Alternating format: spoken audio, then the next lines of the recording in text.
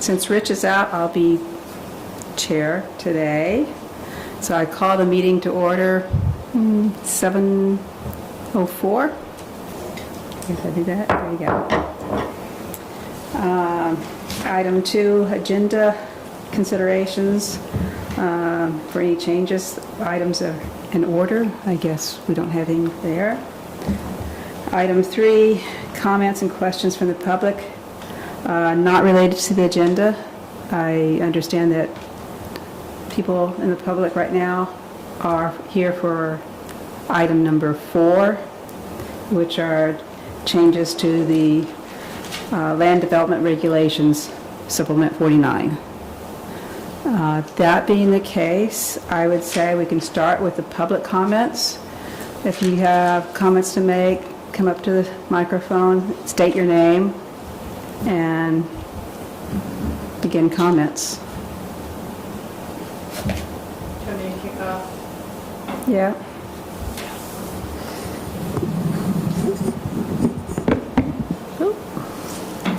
All right, so I'll just kick off here. Guide you guys where we are. So it's been about a month since we talked about some of these. For anyone in the audience who's sort of new to how we talk about changes to our development regulations. So our development regulations, that's that big book here, but also online. But these are the guiding regulations for how development can take place, small, large, anything like that in town. And about every year, sometimes more frequently, sometimes less, we'll compile a set of amendments to them. We try to batch them together because amendments are a process. You have to have public hearings. Those public hearings, there has to be public hearings of the Planning Commission and of the Select Board. They require notices in newspapers. They require notifications to surrounding towns. There has to be forms that are filled out that the state Department of the ACCD at the state requires. So it's a process. So we can't just make a regulation as we go along. Or make them very frequently, because it does take quite a bit of time and work, even for small adjustments. So we actually just came off a series of amendments. We call them supplements, and they're numbered in order. So the one that we just finished was supplement 48, or S48. Not unusual for us to roll out of one and roll into another. Because of things that just didn't get included for timeliness sake. So S48 has finished, is adopted. It was effective as of October 1st. The pieces that you'll see here are ones that are already under considerations for supplement 49. Now normally we don't roll in quite this fast, but we'll be kicking off town plan work. We actually already have, but we'll really be digging into that in the next few months and throughout 2026. So we're trying to get this last bit of work and bylaw changes done as soon as possible, get them started through their public hearings, and get them adopted. And then we probably won't be looking at another series of amendments until 2027, unless something really critical comes up. So that's where we are. As you can see here, there is a series of changes. They're numbered here.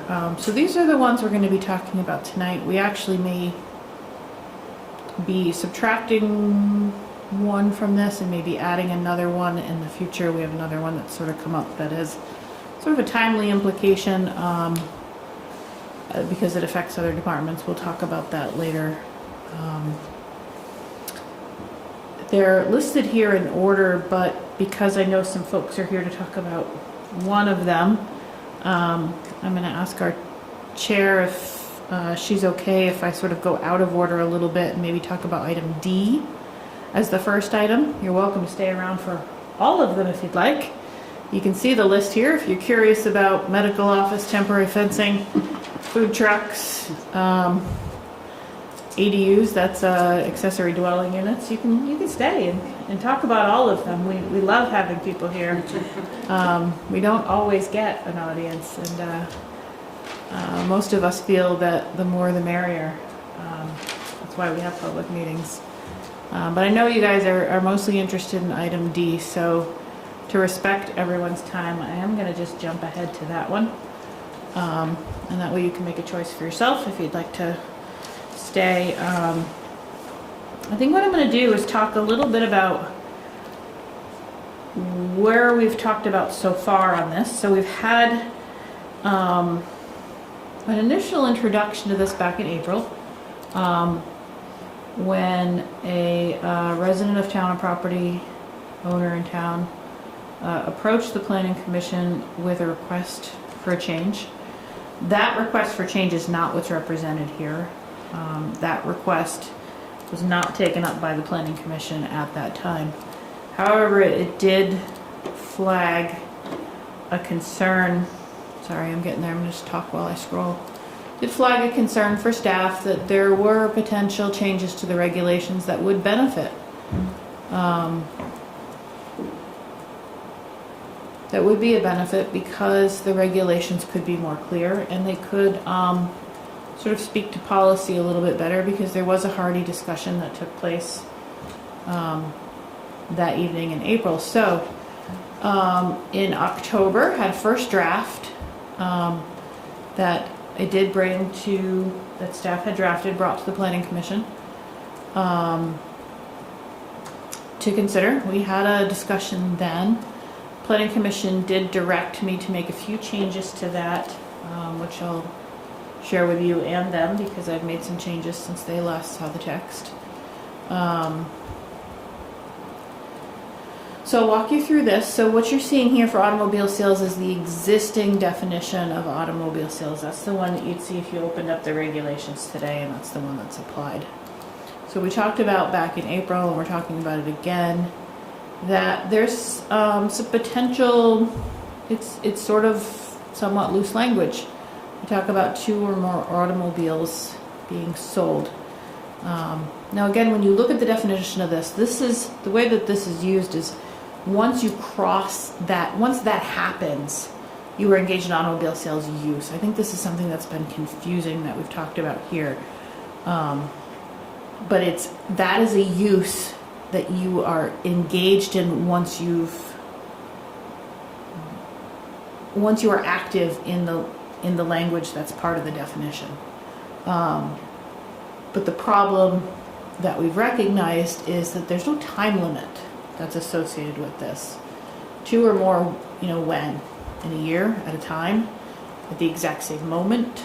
And everybody was a little bit concerned about that. So even if 2 was still the right magical number, we recognized that it's not the right time frame. It doesn't have a time frame. So we need some clarifying language. So this is the new language. I can make it bigger for you. Bear with me. Put my own eyes on too.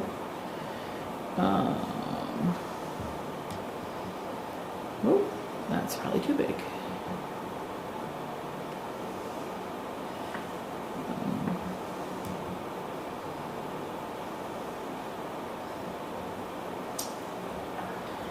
Let's do my Cinderella thing here. See if we can find the right. You guys see that back there? For the new language, would it be okay if you read it aloud? I am visually impaired, so I cannot Oh, see sure. the screen. Sorry. Sure. Yeah. How about, can everybody else see it too, just in case you want to follow along? No, still too small. And feel free to move on up too, even if you gotta get up closer. I'll get a little bigger and then I will read it. She's gonna read it. I'll do my best to read it. Part of the problem with reading it is that you can't necessarily see what's been deleted when I read it. But I'll do my best to read it. It's still in the works. Yeah. It's in the red.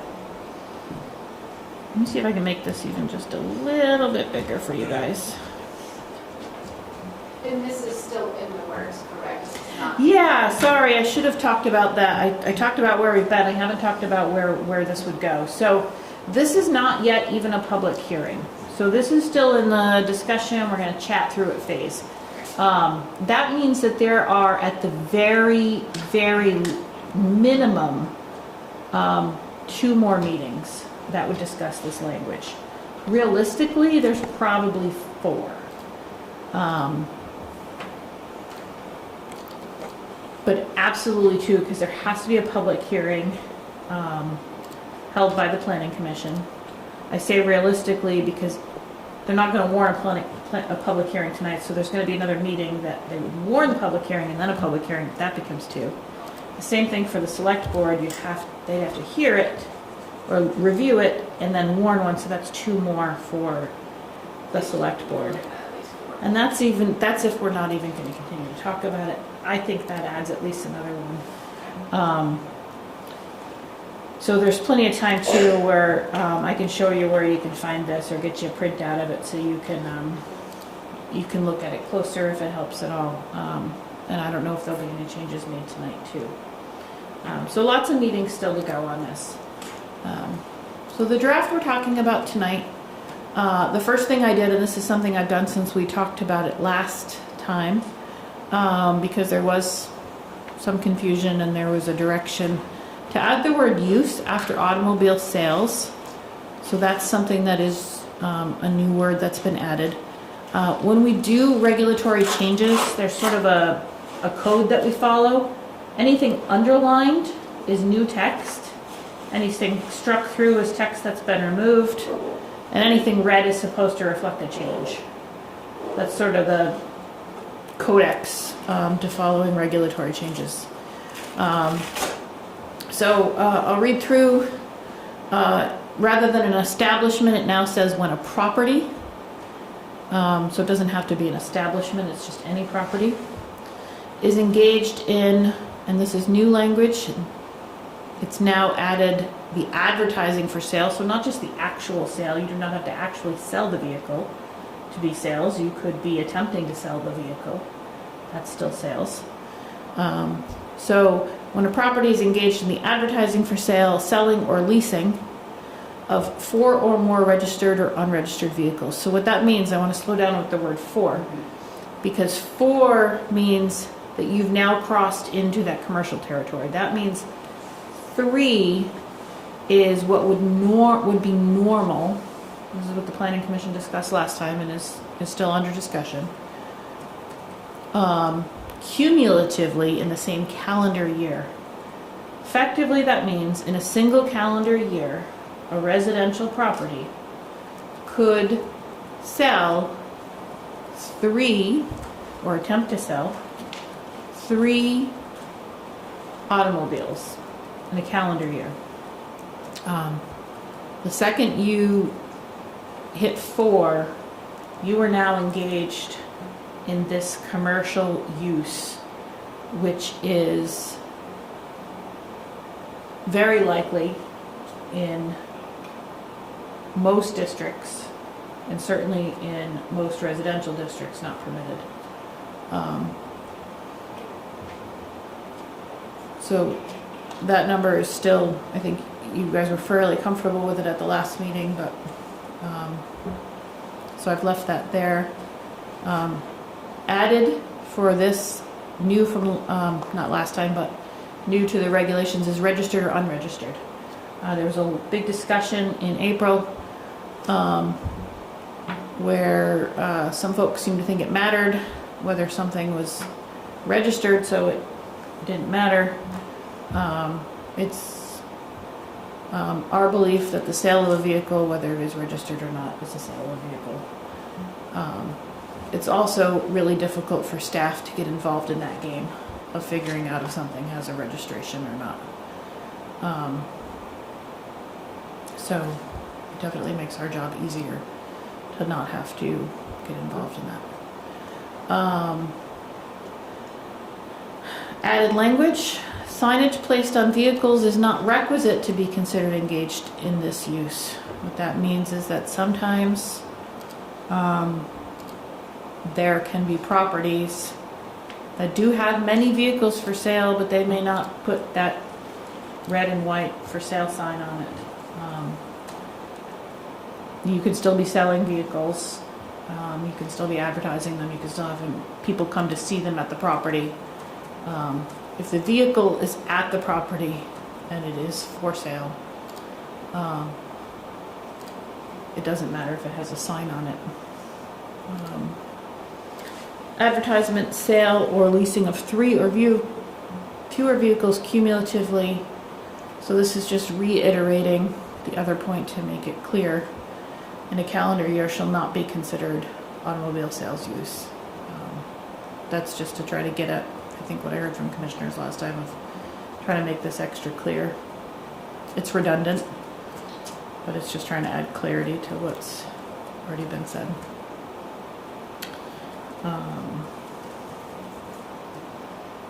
So I'm gonna kick it off to you guys for comment at this point. I think I've said. Any comments from the board? I have a So let's just say somebody has 3 vehicles for sale on their property and one doesn't sell, so they sell the 2 and get 2 more to replace the 2. They still have 3 for sale. One hasn't sold. I mean, it could, I just think it needs some clarification about if you put 3 up, those are your 3. So I think it feels clear to me if you have sold or attempted to sell more than 3 vehicles. Or attempted to sell. Yes, or advertised for sale. So that's what we added there, the advertising for sale. In 1 year. Okay, so whether or not it sells. Whether or It's- not, if it's you've tempted, advertised yeah. it for sale. Okay. Okay, thank you. And you can't sell more than 3 in a year. Or advertise. Not unless you're a business. If you're a business, Oh, right. You're an approved business. But in the neighborhood. So my only comment on that is like when it says the property, I would say residential property in there. That's my only change I would like to make on it. So it's crystal clear because like I said, there are properties that are commercial that are suited for it. Just so there's no, you know. If you want them to hear you, you got to use them. Even if you have like, for example, like the town municipality, so if the town puts 3 vehicles up for sale at auction, you know, cop vehicles or any vehicles, you're basically restricting the use of the sale of those vehicles for the town or any other business that might be rotating inventory. So that's what well, the town is exempt, but no. Yeah, I know. I'm just saying, just as an example. Yeah. But yeah, so that's where the residential property would be more clarified and kind of like deter. But you, the caution there is that you don't want, if you have, say, Costco, I know this sounds crazy, but if Costco all of a sudden got in the business of selling cars, they're not a residential property. But that goes through the DRB to get that conditional use to begin with. But Because that's where the trigger is for not, it doesn't say that they can't do it. Nowhere does this say they can't do it. It says that's the threshold for being automobile sales use. I mean, I just see it as like, you know, if you got a marina and they sell 3 of their vehicles because they've bought a new fleet, you know what I mean? So this kind of restricts a business from selling its fleet vehicles for the future or potentially restricts it or creates an issue. So if you put it as a residential property, it kind of eliminates any kind of nitty-gritty issues down the road. But if you don't, and the marina now sells 15 vehicles, But they sell boats. I mean, I don't think it would really matter. well, the marina can't sell boats unless it's approved for marina Just saying, sales. you know, again, as, you know, not as an argument, but just kind of like the Yeah. clarification for that. It's my only. But this was never intended to be just residential, because even commercial properties, if you look at, say, this particular instance, we have the property next door, the American Legion. I don't think you want that property having suddenly 6 vehicles for sale out front. Or again, I don't know, just feel like something is missing Yeah. in the wording for the definition of the property. Like I said, it's, that's my only, yeah, I mean, I see what you're saying. I just don't think this is the place to solve it. Maybe the place to solve it is that some of these other uses maybe should be permitted an incidental, type of fleet turnover or something. And would that be in like the table that breaks down all the different districts? I mean, for instance, the residential, this is where it shows up that you can't have automobile sales. it does So, that yeah. now. Right, Yeah. so. if- Yeah. well, I And we think- haven't proposed any changes to that. Right. So I don't know, you're saying add residential into the Yeah, that's my definition? only- Yeah. as That's far where as- Yeah, That's where I kind of disagree, because that's a definition of what automobile sales use is, okay. and it doesn't really get into what the different districts are. It's just a definition. Okay. I get what you're saying. I just think that there's a Different different locations, place to solve Okay. that, Yeah. if that's a Okay. concern. Okay. But I get what you're saying. Like, Okay, any more comments? Okay, you want to step up to the mic? Or can I speak from here? If, sometimes we can't hear you, just speak your name and So ask. my name is Amy Martin, and I'm a resident in Colchester at Hillcrest. And in regards to this topic, my only other question would be to circle back. It says registered or unregistered. Will that play a factor because you're setting it at the limit of 3 for sale? Will that play a factor in zoning because it's 2 or less unregistered vehicles per property? So if there's 3 unregistered, that's a violation of zoning for selling those vehicles, being unregistered.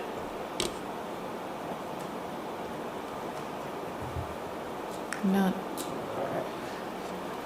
Because that's currently what we're in a situation with right now. is- Oh, okay. So you're not talking about the sales. You're talking about like the storage, I think. Well, just in general, if Yeah. you're saying that registered or unregistered for sale, 3 or less, if this person has 3 or less vehicles that are unregistered, or say he has 3 that is unregistered for sale, that's a violation of zoning as well. Yeah, so that's a violation of 2 different parts of the zoning. Okay. Yeah, so it'd be like a double violation. Yeah. So I just wasn't sure, like, with the wording, I get where you're Yeah. saying that it can be registered or unregistered, but then does it cross the line into another violation? That would be my only concern. Yeah, it's not uncommon for folks who have violations, and when we notify them, to list sometimes a long litany of grocery list of violations. So yes, if you were selling multiple unregistered vehicles, that would have 2 violations Okay. per this. But as far as like the wording for this piece, that would more than likely stay because technically they don't have to be registered to sell them. However, then you just need to make sure you understand the rest of the zoning for selling vehicles that are unregistered or housing Yeah. vehicles that are unregistered. The intention of adding that here was to make clear, I mean, it doesn't really change anything. It was an attempt to make more clear that just because something is registered doesn't change the fact that you're selling the vehicle. Okay.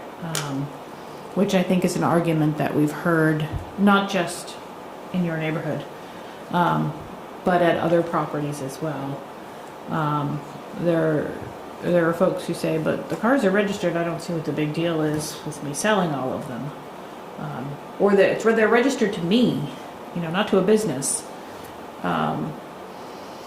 So this is just an attempt to clarify something. It doesn't really add anything other than just a little bit of clarity of, Okay.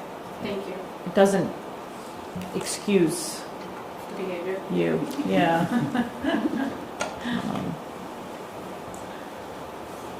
I don't know. What do you guys think of it? Is it problematic at No, all? I understand that was an argument that we heard. So Yeah. I think it's worth it to clarify that. But I don't think it adds anything, so if you think it's too much extra wording. No. I like the clarity. Yeah, that way they can't use that argument again. Mm-hmm. I have to speak up louder. Okay. I said they can't use that excuse again when we say registered or unregistered. Any other comments? Nope. No? You guys still okay with the number? I think that was the biggest part here of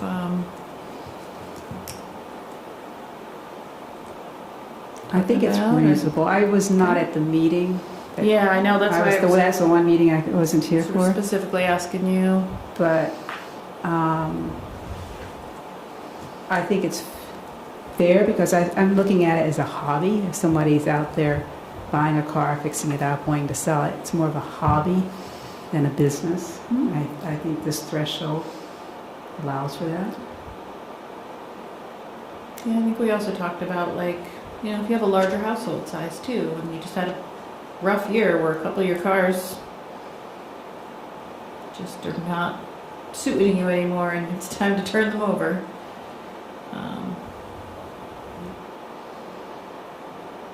Okay. Unless there's any other comments, I think D is okay. Okay. Sure, you're right behind the camera. So when it says car sales or automobile sales, does that include, like, if you're selling, say, a snowmobile trailer or an ATV or, you know, any other item besides a car? I think it's completely different. Yeah, I think that's a good question. I'm gonna turn that over to Zach. It definitely doesn't include anything marine, because that has its own category.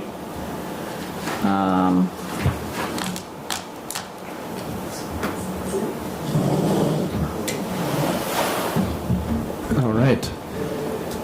So in answering that sort of question, the development regulations define automobile. So that would be the definition that would then be applied here. Definition of automobile is a car, truck, bus, plane, Plane. scooters, mopeds, motorcycle, or vehicle other than defined as equipment, marine, or recreational vehicles herein. Wheelchairs and bicycles are not automobiles. So this would be the definition that the zoning administrator, myself, would use to determine whether or not a property is or is not in compliance with this definition. Yeah, so probably not like a trailer. Sounds like not even a recreational. Well, hold on one second. This guy could probably sell them off if he tried, so. And would. It'd be good. Sorry.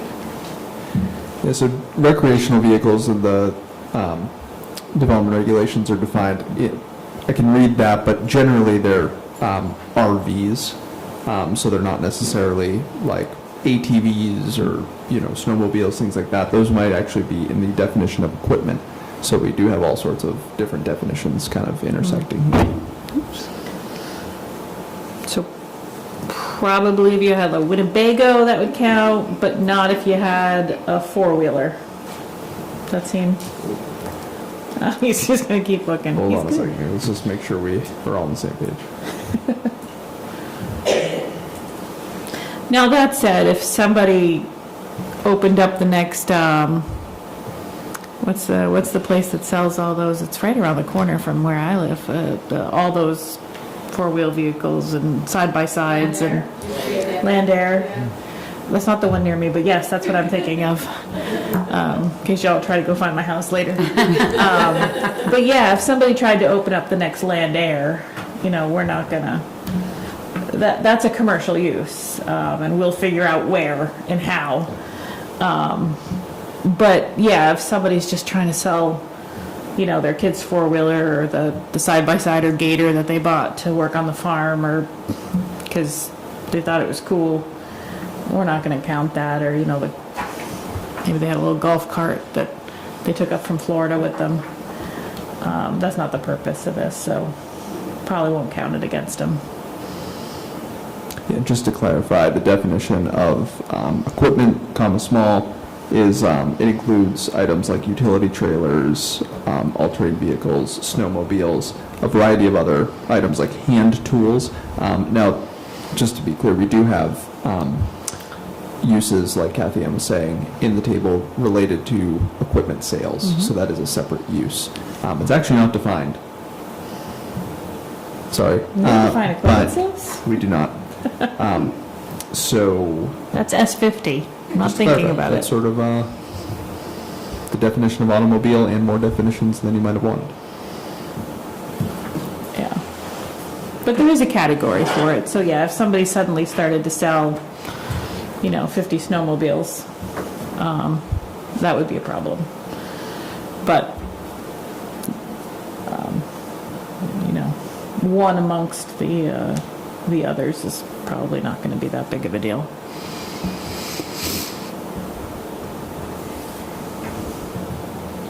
So, for not being here for that first Yeah. one, are you getting the gist of why these people are here? Like- Yes. Oh, Okay. I was here back in Oh. April. Oh, okay, I wasn't okay. here that first meeting in October when Oh, it was okay. discussed. I just feel like I sympathize with you. I think their plight is that they don't want traffic regardless of what is being sold, that you're not having traffic in there. And I guess at this moment it is automobile sales, but who's to say it's not going to change to something else? And I guess, is there no regulation for traffic control in a residential area for the sales of anything? Well, I mean, The hard part that we have is we share an entrance with the American Legion. It is very tight. Like, 2 vehicles is almost too much sometimes in that intersection. So when you have multiple people coming in and out, people that live in there trying to just come home or leave for appointments, and you've got other vehicles that are coming in and trying to see everything that he's selling. Now, one, it doesn't look good, in my opinion, but 2, it's a hazard, it's a safety issue. You've got people trying to leave the Legion, don't stop at the stop sign, then we put the traffic light, and you can get 2 cars at max before you're trying to, you know, very carefully go around the end of that second car to come into your home. So I understand that it's all of Colchester that you have to consider, but especially the issue that we're dealing with currently, it's a huge safety issue. yeah, We're right on 7. we certainly want to, and there are, well, it sounds that, since you're familiar with the issue of storage of unregistered vehicles, you're probably aware that we have actions underway. Yeah, and the unfortunate part is that it's a cooperative, so it's nice to know that there's action being taken. However, the action's being taken against every homeowner in there, not the homeowner that's violating the situation. Yeah. So it's very muddy, it's very difficult. So I'm actually on the board for the co-op as well, and so are some of the other members here that are with me. And so as much as it's nice to know that there'll be fines coming if this person doesn't comply, it's fines that are coming to the entire community, not to this one individual. Really? The I don't quite understand. state law requires us to enforce against property owners Correct. because of the way the management and land ownership is set up in this particular area. The property owner is the co-op. These are footprint lots, essentially. I don't know if you refer to them that way or not, but so the property outside of the bounds of the structure all of the place where you're parking and driving, that land belongs not to the person who lives in the house, but to the person, to the co-op.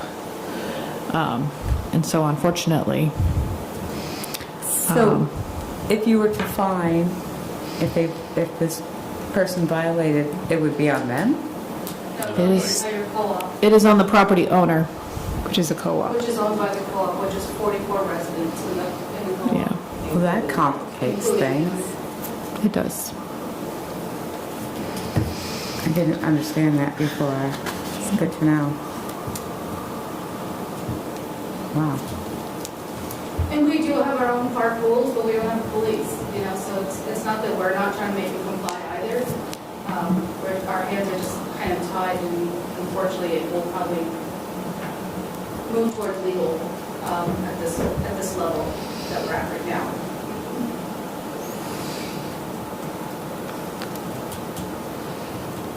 Yeah. I don't know how to solve that one. Yeah. Yeah, there's it's unfortunate. It's much like when you have a bad renter who's doing something, it's the landowner who has to, it's the property owner who has enforcement.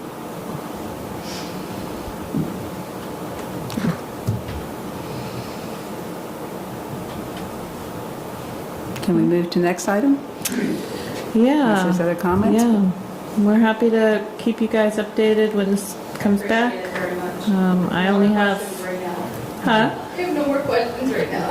I only Thank have you. a contact information for Sandra. Is Sandra here tonight? No? She is not, but I put my contact information on the sign-in sheet again, too, Okay. since they did in April, so Sure. Sounds good. I appreciate all of your time, your patience, No, Thank thanks for you. coming. and your hard work. Thank you. Thank you. Thanks for coming. You got it back. Thank you.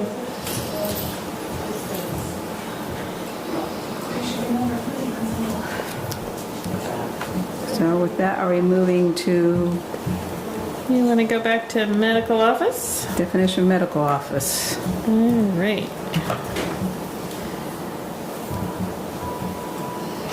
All right, so I'm going to give you, Rebecca, do you want me to repeat anything since you weren't here, or do you want me to just? I read through this. so Okay, fine. okay. So Great. I'm just going to try to hit the highlights of anything that's changed since the last time we chatted. So not much here. The only thing that has changed, I believe it was Sarita who asked that the definition make sure that counseling services were licensed. So that has been updated. Nothing else has changed since proposed last time at the early October meeting. Okay, so since I wasn't here, so anybody providing physical therapy that's not licensed, like they're just doing manipulation, but they're not licensed professionals, but let's say they have some kind of certification, but they're not licensed, and they're going to have people in and out, patients coming in and out for that. Is that covered? Yeah, I mean, Or is it you know, different? there's still going to be a gray area. I think what we're trying to distinguish from, and I'm going to scroll back up here. It's not necessarily licensure. It's trying to remove some of these personal services. So we have heard, from some folks. Actually, it actually goes both ways, depending on what benefits folks when they come in. Sometimes people who are very clearly medical professionals don't want to be in that category because it requires more wastewater or parking or something, and they're like, we're not really a medical office, because I'm not a doctor. I'm a OMD, I don't know, whatever they are. They're like, I'm not actually a doctor. But we wanted to make it clear that actually this is still a medical office. So in this, we do have physical therapy under medical office. But that's not the same as like massage therapy, where that might not be something that's actually treating a medical condition. Not that it can't, don't get me wrong. These are things that typically might take health insurance. So medical office might be something that does have a licensed or even trained is not really the right word, because even your touch professionals, acupuncturists or energy specialists are trained in some way, just not to the same degree that you're going to see in a medical office. So, questions that we're going to ask are like, do most of your patients utilize health insurance, when paying? That is going to be something that's very common to a medical office. So it's not necessarily a licensure, but it's going to be something similar.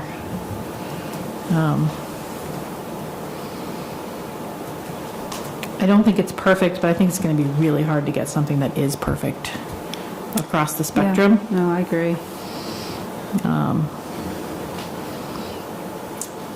But there are so many categories out there now. There's so much. I just didn't like that last sentence. I just feel like if it's massage or whatever, it's a physical therapist. It has to be something that's curing something. It's not just, you have to come in with a problem and get treated. And I mean, that's when I think of a medical office, so, and then I keep thinking of a physical therapist would be the one that would be doing massaging or whatever it was. And I just don't understand why we need to put that in. I mean, unless we have that somehow worded so it's unless specialized healthcare training and licensure is required. And healthcare insurance is typically,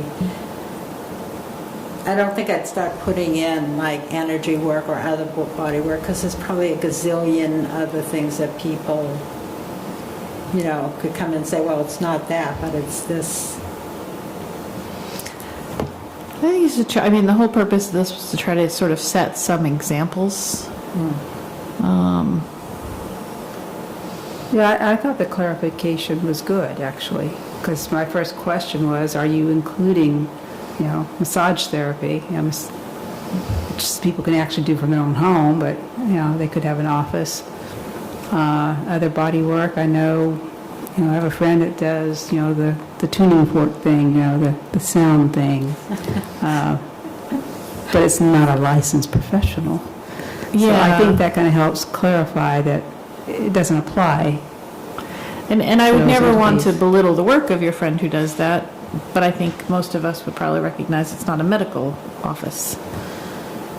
It probably serves, the customers very well. They probably appreciate it. There's a reason they go.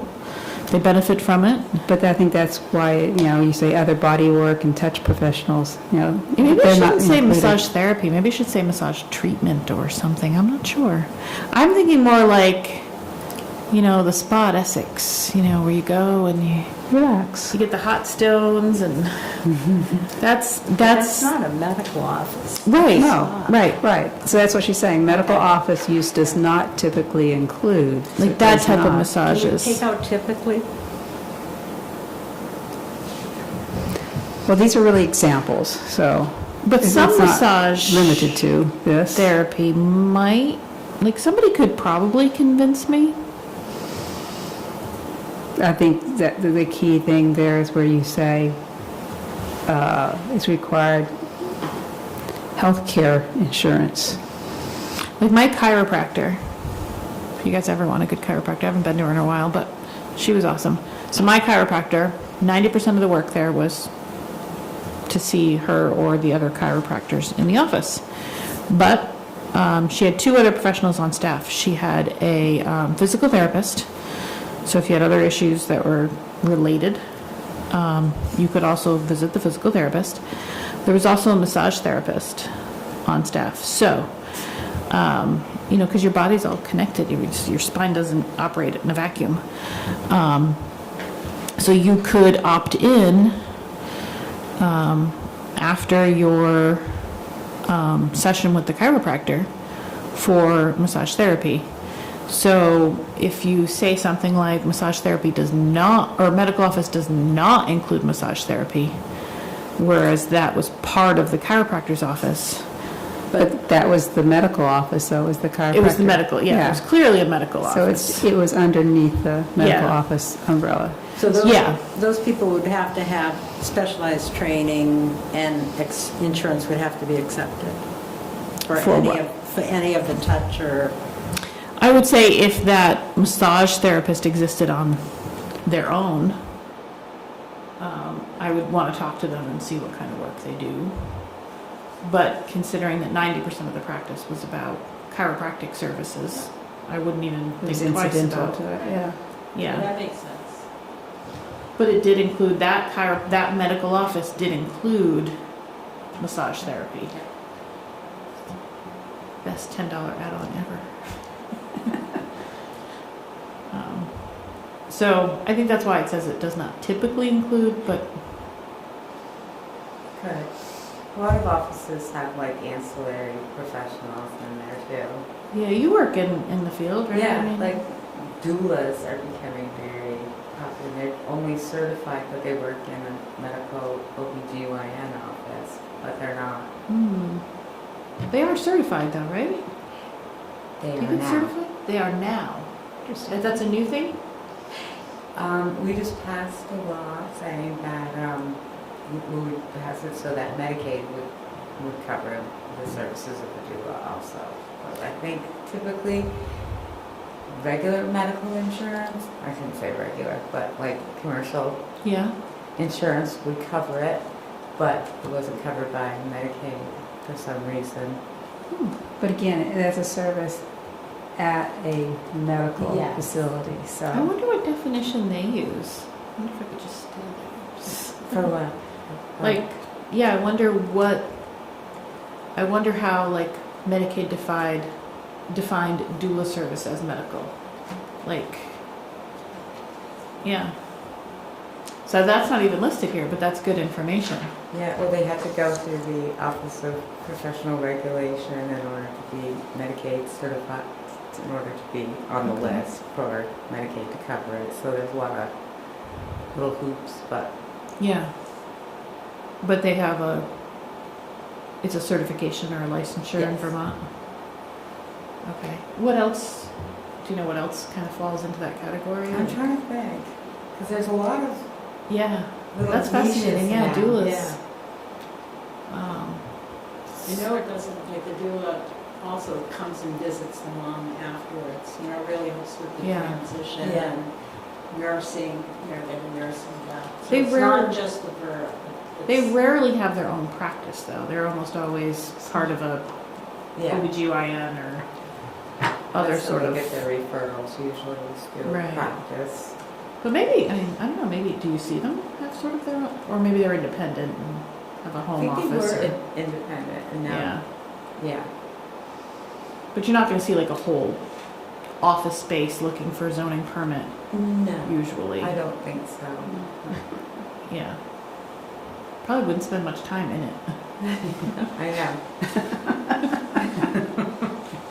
But that brings up, you mentioned chiropractor. Yeah. I would say that should be listed as an example of a medical office. I don't think it was on there. Did I miss it? I could add it. It was in my chart, but Yeah, I think it should be added, so that's clear. So yeah. it doesn't fall under the, doesn't include like touch professionals, I don't know.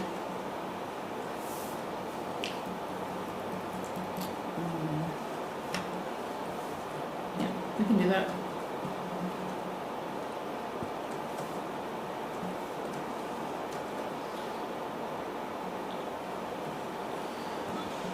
Yeah, Wendy, if you think of any others that, Yeah.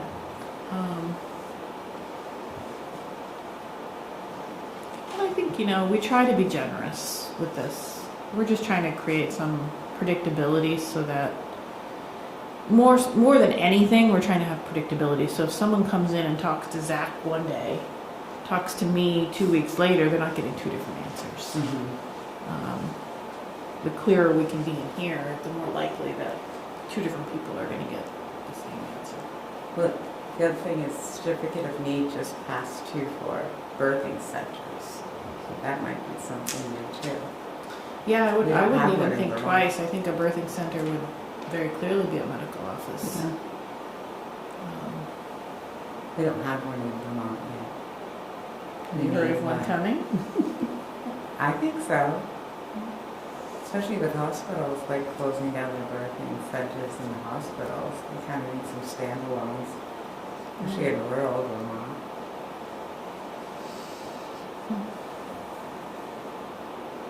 Yeah, that one feels like it would be an easy one for me. Yeah. Yeah.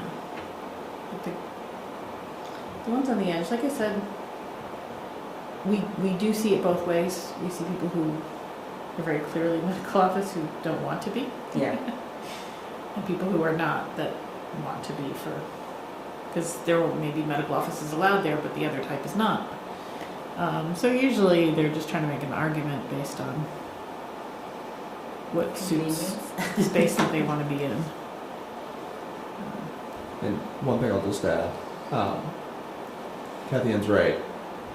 We don't really mull over and interrogate every, person who comes in. Like, let's see the papers, let's see your, certifications. We don't go through that. But it's when, like an example, somebody might come in and say, I am a doctor, but my practice, I'm primarily on Zoom and I'm selling things to people, and this is not a medical office use. That's pretty gray.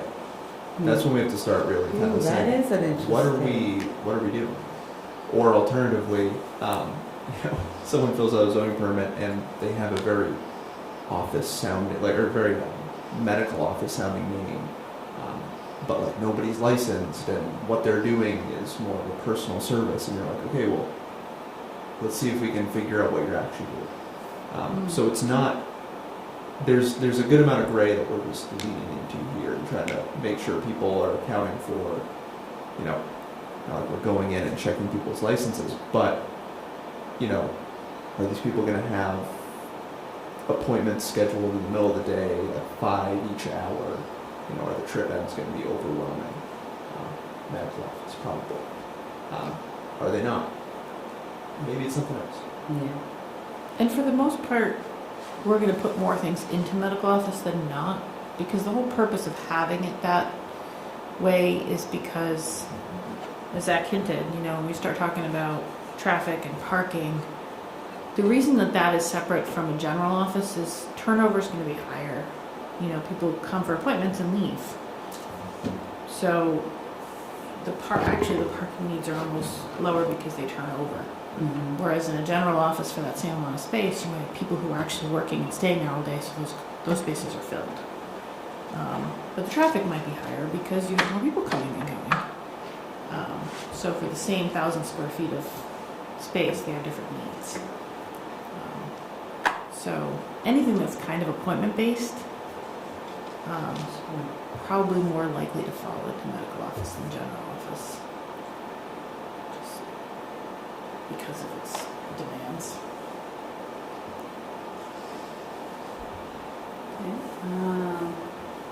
Okay. I guess that was the only other things. Add chiropractors to the list. Any other changes? How many? All right.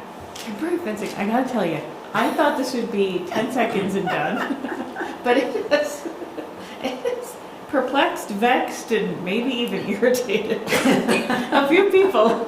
So we get to I'm food. sorry. I'm so sorry. I really thought this would just be like one of those check boxes. We just move on. So I've almost pulled it a couple times, but I'm going to stay the course for now. What started it?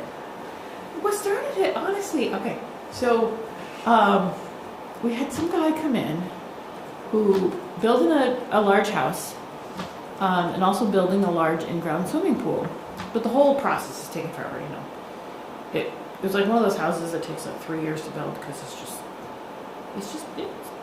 a nice estate. And there's contractors and like contractors upon contractors, and it's just one of those busy sites. And he's like, building the pool, obviously not going to put my fence in yet. I want to put a temporary fence around the pool. Can I get a permit for that? And staff member on duty looks it up. He's like, just temporary fence. I just don't want any of my contractors. Insurance tells me I need to have a fence. They don't want, I got 30 contractors out there on a given day. I don't want them falling into this hole in the ground. Look at the regulations. Temporary, no, actually, there's only 2 reasons you can have a temporary fence. It can only be for snow control and erosion control. You cannot have a temporary fence to put around your not done pool. And he's like, but no, I need to. And we're like, actually, you can't get a permit for it. And it was just not, probably nobody's ever going to ask us for this again. But I'm like, okay, easy peasy, I'll just put it in, we'll just check it off. Now somebody can get a permit for a temporary fence around there, hole in the ground, or whatever else, construction. Was it 4 feet? Or No, it was a less? good size, it was like a good 8-foot fence. Oh, my gosh, It okay. was a good chain link, and he was spending real money on this fence. But it's temporary. But to me, it's a permanent fence if it was a chain link fence, but okay. Yeah, I mean, I don't I don't think I Well, don't I consider that a think- temporary That's how he fence. described it. So, this is, It was that was sturdy. like someone who was involved in the conversation, this is someone who wasn't. But I think I do recall more details here. It was the type of chain link fence that is, you would see on a construction site. It's got like the flat bottom so that you could drag it around. Okay, so it had legs sticking out perpendicular to it, Yeah. okay. You wouldn't drag it around. No, to just, but you they're know, hooked up, but you could and you move put it. weights on it, Yep. so it doesn't, Yeah, that kind. okay, I know what you're talking about. It's not really a chain link fence. Yeah, but like the metal. Yeah, it's portable. Anything metal with this shape is chain link to me. Right, but chain link to me means you got post in the ground, and the Oh. chain link is hooked up to post and rails. So it's different, yeah. It's a construction Yeah. temporary fence, okay. So that's the genesis of this. So while I was in there, because while you're in there, I was like, I'll organize the rest of it.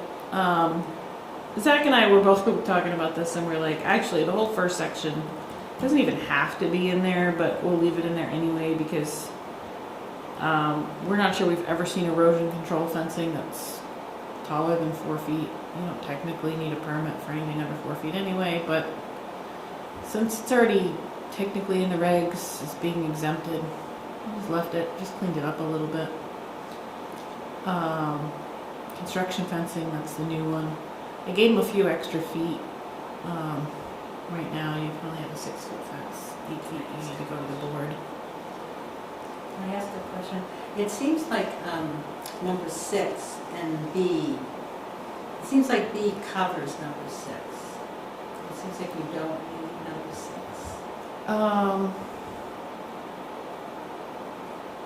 Well, You've got to read the whole thing, because at the very beginning it says, the following fences and fencing materials are specifically prohibited. Right, So you're just saying that, except during construction? right. And we already have, we just say that temporary fencing, we're not saying what type, but it seems like, yeah, 6 does add on. expandable fencing would be included in number B. 6 does add on all municipal, state, and federal projects. So that's why I didn't delete it. So it does add on a little extra.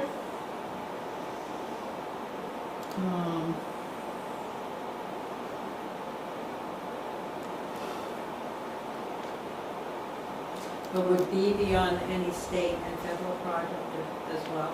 Local, state, and federal? It just seems redundant to me.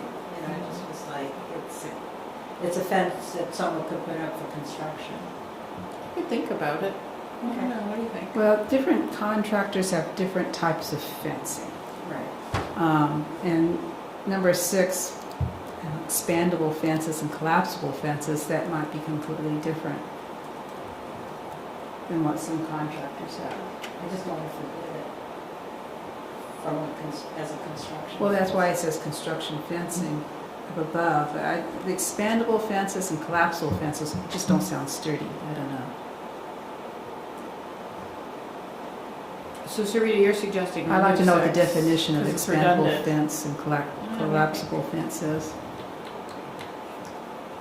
I think if 6 was removed, then expandable fences and collapsible fences would then be allowed But they're because allowed. they're not prohibited any longer, unless they were lumped into the limitation on construction fencing, which would be, you know, at the discretion of the zoning administrator, which you have one sitting at the table here. But I don't know if when you have an issue with someone with some expandable fencing in 20 years, if someone's going to know that is not allowed. It's almost like there's a lot of double negatives here, the way it's written, but Right. Yeah. That's what I felt like. it is tough. Yeah, we had to Why sort don't of, you just think about it and just, unwind you it. know, talk to someone? Well, I guess the way I'm picturing it right now, that discussion, if someone put a construction fence somewhere on their property, visible from the road, and it's not for construction, that's not allowed. Right. That's what that's saying. But if you had that same fencing around a construction site, it's allowed. You just can't put that kind of fencing up as your decorative fence, I Right. guess. right. But why wouldn't number B, why would B cover that?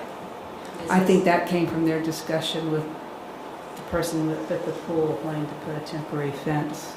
Yeah, so I concur with what Zach said. So there's a little bit extra here. So it just talks about sort of all expandable fences and collapsible fences. If you removed that, they're no longer prohibited.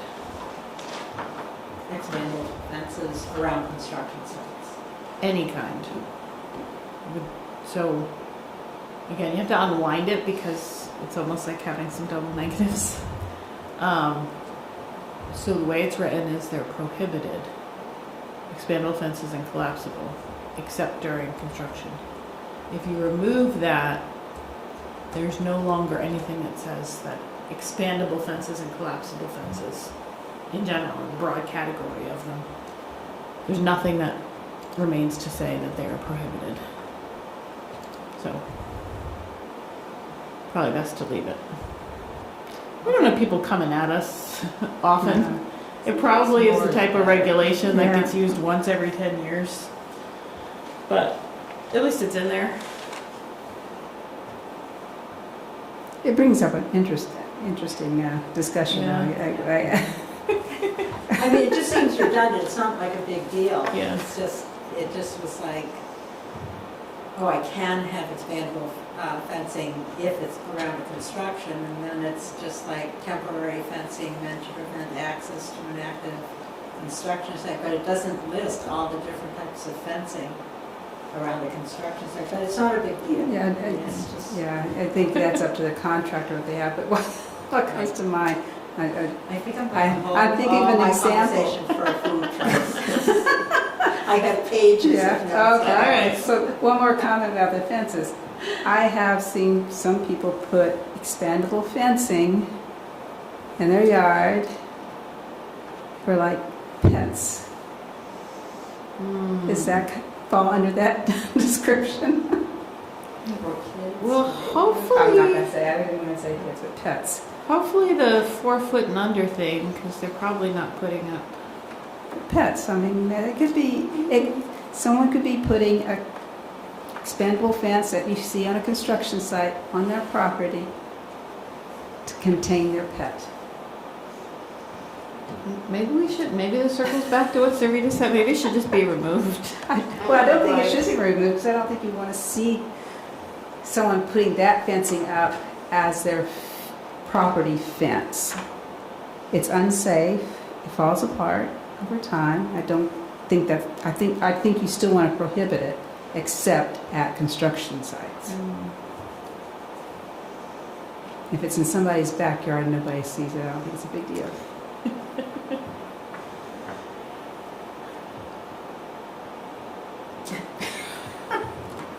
Yeah, I don't So know. This just was to- supposed to just- be my easy item. Just to clarify, Rebecca, because you've referenced expandable fences at a construction site, is there a reason why What? they would only be allowed at construction sites for municipal, state, or federal projects? Is it a budget item? It says or for municipal, state, or federal projects. Oh. It says never there's an mind. or in There's an there. Yeah. So if a municipal I mean, building wants so to that's- have Municipal, dogs. state, and federal projects kind of overrule. Yes, so we could have all the pets in the front yard. I know what I'm doing tomorrow. You can bring your fencing and your dog. And your dog. People get creative, that's all I'm saying. All right, any directed changes here? No, but I want to know what the loop Oh. on the bottom of a chain link fence is. What is that? On the top. They don't want it on the top, the one where the We little, don't want to spike up. yeah, you don't want the cut points going up. Oh, okay. You want that to be woven at the top. They're always at the bottom. Okay. I have one comment on 5C. Hmm. It just doesn't read right. Snow control, period. Right? Such fences shall be allowed from November 1st through to the following May 1st. It doesn't read right. It's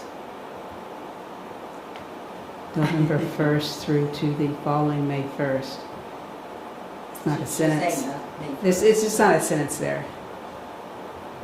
I wasn't trying to like I know. totally overdo my predecessor's language. But anyway. But it even should be- Google It should or be cleaned up a little bit. Microsoft agrees with you. They underlined it. That's a grammatical recommendation right there. I But believe that. it's also not a sentence, so agree. I know. Such But I get what simplicity you're allowed. saying, that you don't want it to be like May of 3 years from now. From November 1st. Yeah. Just not the same. Should, from November 1st to May 1st in a single year. Yes. Good grammar. Microsoft concurs. Those the lines. Okay, so 5C. Fix. Seems like there's something else, but I can't think of what.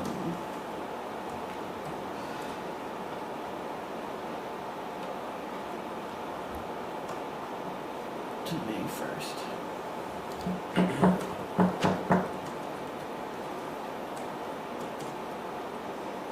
Zach was yeah. asking me, has anybody seen them in Colchester? Seen Do what? people use them? What?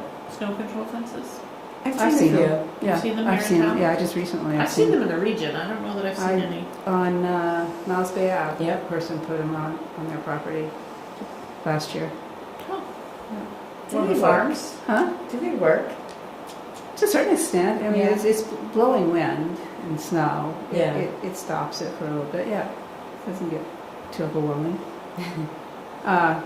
There was another one in 5D. Okay. Again, it's just where it says, none of the fence types specifically listed in A through C shall require a building in zoning permit. Is there, does in need to be in there? It should say building and zoning permit. Okay, Good catch. okay, that was it. That's this other one I read, okay. Now we go to food trucks. Is that what's up next? What? We'll probably be here till Oh, 11. go easy on me. Food Actually, truck. Zach and I spent like an hour and a half, 2 hours on this today. That didn't even include my time beginning to review and strike, parts of it. Let's close it. I think I did. So, we're gonna go right to the horse's mouth on this one.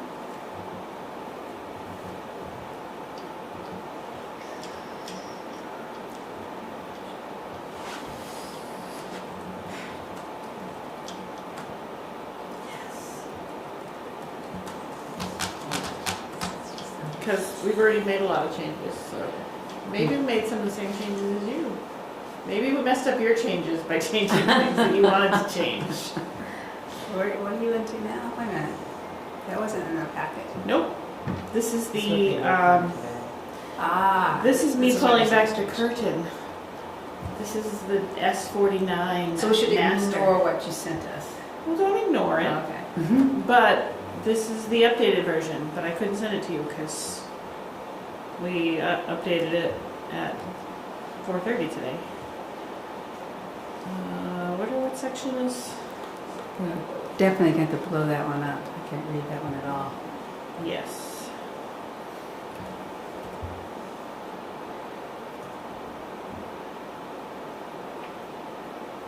End of 10.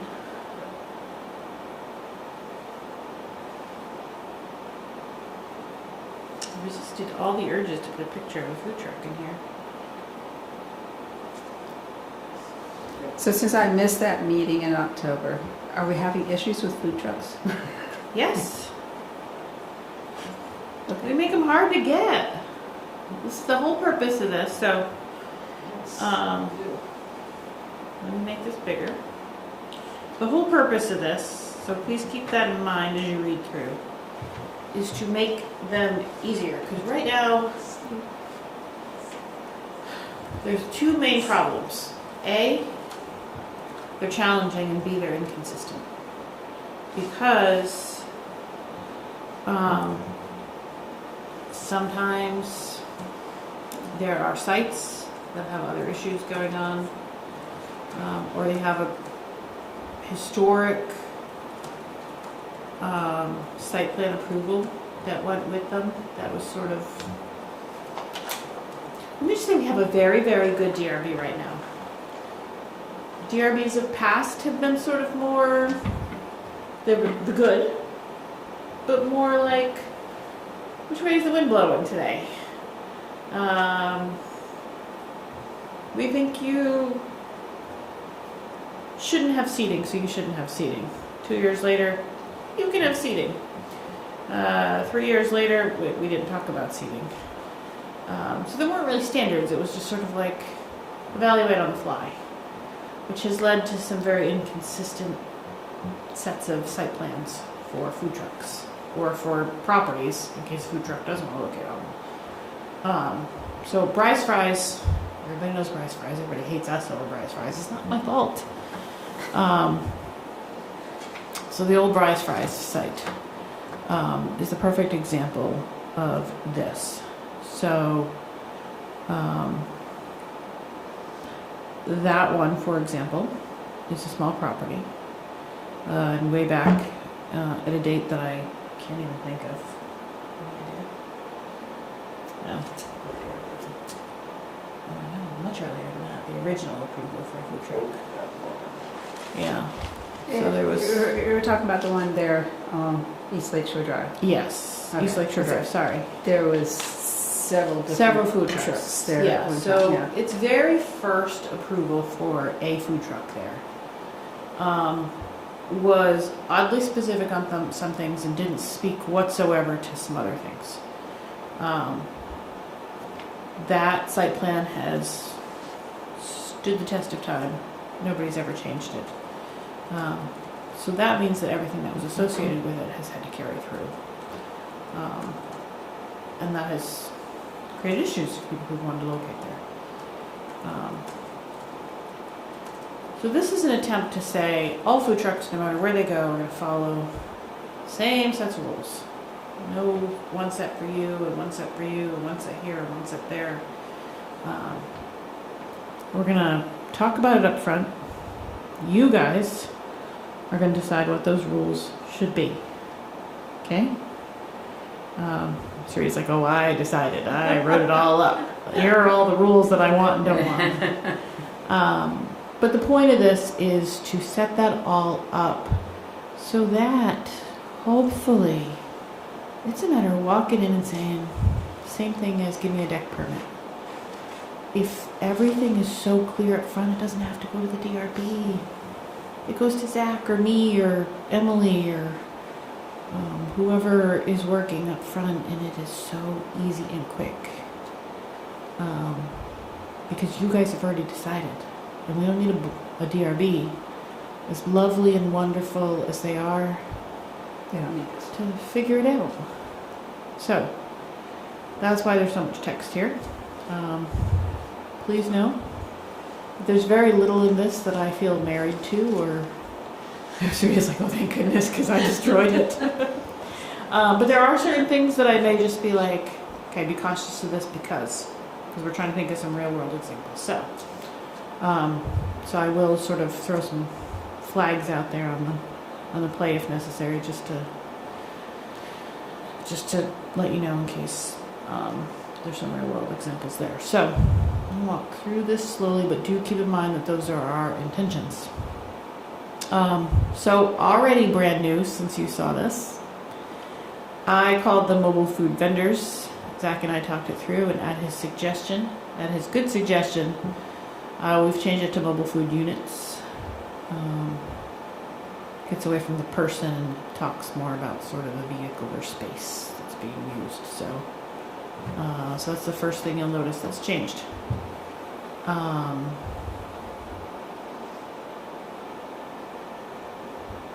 not going to read to you. You guys are all capable adults. Mm-hmm.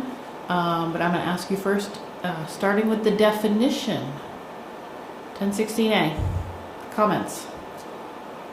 I don't think anything in here has changed since what was in your packet. Okay. Sarita? I just don't think it should be restaurant, because I think restaurant implies that you come in and sit down and someone waits on you.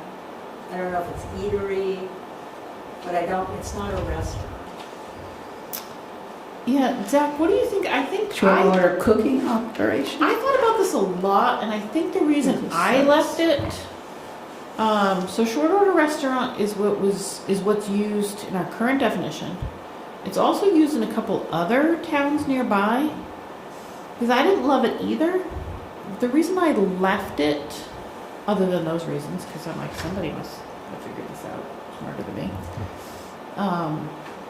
is also that it allows us something to fall back on in terms of any traffic generation, because that's a real use.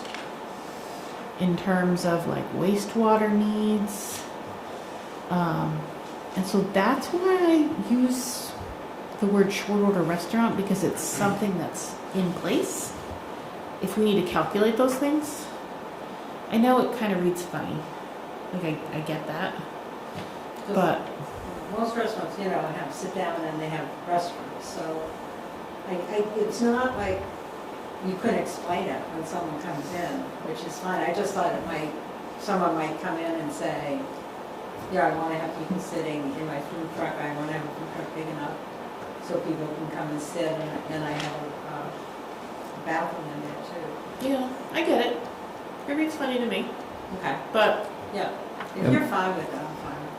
It might be worth reviewing the definition of short order restaurant. We don't have to do it now, but it doesn't actually talk about the building, and it does more talk about the type of food that's sold, the lack of sit down, options. Okay. I think to kind of just echo a bit of what Kathy was saying, it I think provides a little bit of a guard against someone, say maybe having a food truck or two in a location and offering kind of a sit-down event that would be catered by the food trucks, because that's not a short order restaurant use. It's not the intent of, for example, what I think is really being identified here, which is that food is being served out of a vehicle on the property to people coming and going. yeah, I just want to say I totally 100% get what you're saying. But hopefully it sort of makes sense that It was just a little. Yeah, and I think what we try to do is reuse words and phrases that we already have because it allows us to fall on them when we need to for certain things like traffic generation and parking. So when we say, what's the parking that's needed for a mobile food unit? Call it a retail food establishment. That's a different use. That already is a real use. It's helpful to get the It's context. a vague use. I mean, it could be anything from a grocery store to whatever else. A retail food. Yeah, establishment. I think it covers multiple uses, but it's a definition or a term that's used throughout the regulations. Yeah. I don't have a problem with the restaurant, because you're serving food. You're preparing and serving food. You're just not, you're just not providing the space for them to sit down and eat. They have to take the food and go to a picnic table or take it home. It's still a restaurant to me. Okay. I just didn't know if in any of the regs, there's another name for something. If the restaurant is where you sit down and have a meal and a waitress come over, or you go up and order, but you have a place to sit in the space. But if that doesn't matter, then it doesn't matter to me. Anything else on the definition? No. Okay. So to be clear, I want to focus on that last one. So this is not intended to apply to Mr. Dingling? Because he's mobile. Right. Okay. So he rarely parks, and if he does, it's on select events, like right for the 4th of July in the park or something like that. So this is distinct, so that's what that last sentence is intended to say. Okay. So Mr. Dingaling is a peddler. He's a peddler, and he would get a peddler's permit, and he would not have to go through this process. The idea is that these would not get peddler's permits. I'm going to separate the two. Okay, I'm going to move on to B. And before you guys give me your comments, I'm going to point out some things that we've changed. Wait, did we already go through wastewater? Nope. No. Oh, okay. Why do I have a blue block? What did I do? Whoa. Hang on.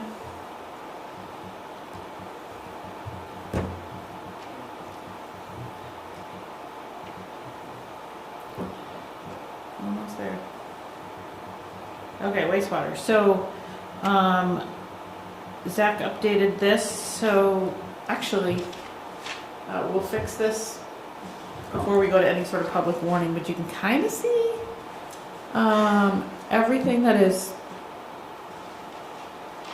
fuchsia-like is sort of Zach's edits today. We added number 2. Oh, we added number 2. Yes, thank you for pointing that out. So number 2 was meant to get to something that we kind of hint at, but didn't make as clear as we could have. Location. Thank you. Mobile food units are permitted only on lots which are non-residential. So you can't, the idea is that you can't go park in this permanently. Now this doesn't mean that Wendy can't have a graduation party and you know, have it come. That's a temporary thing, right? So you can absolutely do that, but it cannot set up there for the 6 months. You cannot have it set up in your backyard. You cannot have it set up at you know, Pheasant Woods or you know, Wall Street. I think that's unlikely, but that's the idea. How about a vacant lot in a residential area? Sorry? A vacant lot? Yeah, so that's why we say in use and zoning designations. So, no, you cannot go into a residential zone Okay. and set up there. It might be So. considered an automobile, and No, yeah. You cannot set up at South Street. Yeah, that's probably, I'm giving you very terrible examples. I think those are probably better examples, right? So, or a vacant lot,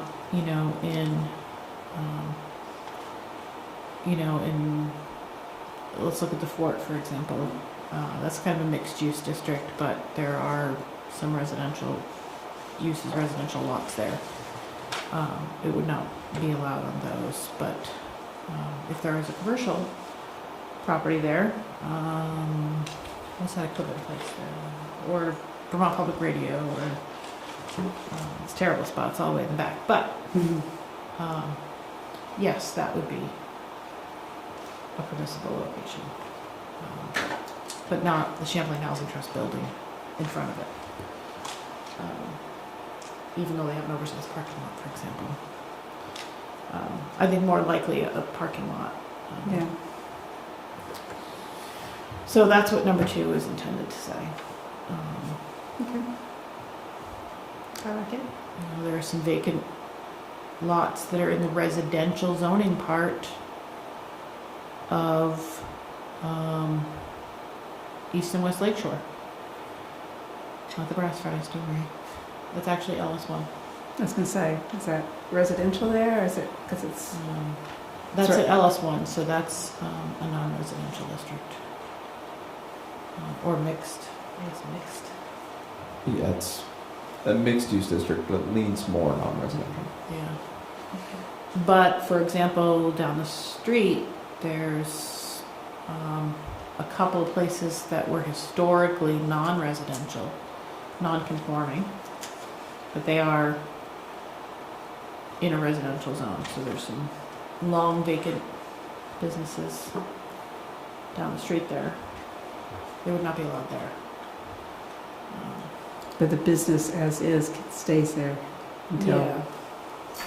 Yeah. So the idea is that you can't necessarily even go to a non-conforming place. Okay. Wastewater, this actually mimics a lot of what is currently and consistently referenced in applications. So you have to show that you have some sort of way to dispose of your wastewater. Now, food trucks actually produce more wastewater than you might think. Not in the same typical way that. I hope they wash their hands. Yeah, they're washing their hands. They've got. wash their food. They're washing their dishes. I don't know what kind of connections they have for grease traps. If that has anything to do with the wastewater system, I don't know. I don't know who even issues them. I think it's the wastewater department, right? Grease trap permits. So that's going to be critical. If you are unable to get that, it doesn't necessarily mean that you cannot have a food truck on the site, but it might mean you got to pack yourself up and figure out how to dump that every night. Sure. You can't, we don't want Duffy's Dumping to come pump you out every week. That is not going to be allowed. That is not good for neighbors. Mm-hmm. That is just not something, I think, unless you want to support that, that's not something that would be allowed under this. You either are able to dispose it properly on site, or you move every night, and you have a way to do it off site. It's not necessarily, like I said, new.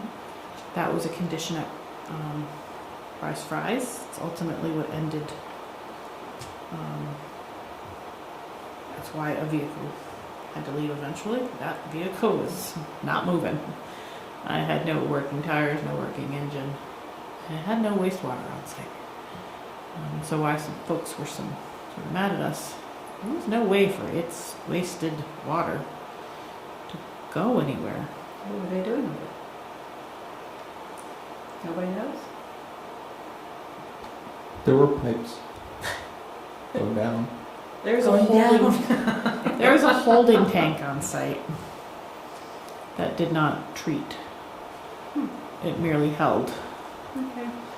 But there was no permits associated with it or. So that's the intention of 3. Okay. What about if they were within a certain distance of, like, a facility? What if they were like at Airport Park, or they were at Bayside, and they could have access to the bathrooms there? It's not, the food truck itself has water in it. Where they wash their hands, they wash the But food, they're prepping. They couldn't dump that water. I don't think so. I don't think you want other businesses to be absorbing that use because they're not permitted for it. They're not. Well, it'd be the town, so Yeah. it'd be town facilities. And you can't have toilets there? I think we put that in here, so that's up for discussion. But generally, no. So what do they do? Like, what do food trucks do? They pack it up and dispose of it somewhere? There's a system, I imagine, that they capture that water and then dispose of it appropriately. I mean, because you can get a permit, right? So the permit is, I mean. That's what they changed number 3 to read is, Yeah. in accordance with the state of Vermont wastewater system and potable water supply rules shall be provided. So they must obtain a permit. I'm curious what the permit, I'm just curious what that says, but we don't need to discuss that. Yeah, now. I mean, I'm trying to think of ones that are. There aren't that many that actually stay fixed. I'm trying to think of there's the Sausage Shack out in Essex. I don't really know what they do. I imagine that they probably have some permit or they have amended the Essex Automotive permit to account for their waste because they're sort of fixed out there. They're there a lot, but they do also tow off site at least once a week. I think they go to events and stuff. So there is a way there is a process they can go through to get this permit. Yeah. But they got to demonstrate Right, whatever it is they're doing. right. That's going to be unique to the site. And recently, I've communicated with the state about how they permit mobile food units. It's sort of a gray area because they issue permits for individual properties. So basically, they want to see that the wastewater could be treated somewhere in the state. So for some, as an example, if there's like a prep kitchen where someone might empty a wastewater tank to then be disposed of, and the sewer system needs to be accounted for on that property. And then this property would be exempt because there's a plan somewhere else. If this is on a property that has, a kitchen and it has a way to dispose of the waste on site, they might be able to amend the wastewater permit to account for those gallons per day into that system, so long as there's a plan to dispose of it correctly. So that's what the states, I understand them to be looking for. It's just they want to see where the wastewater's going. Are there state dumping sites for wastewater?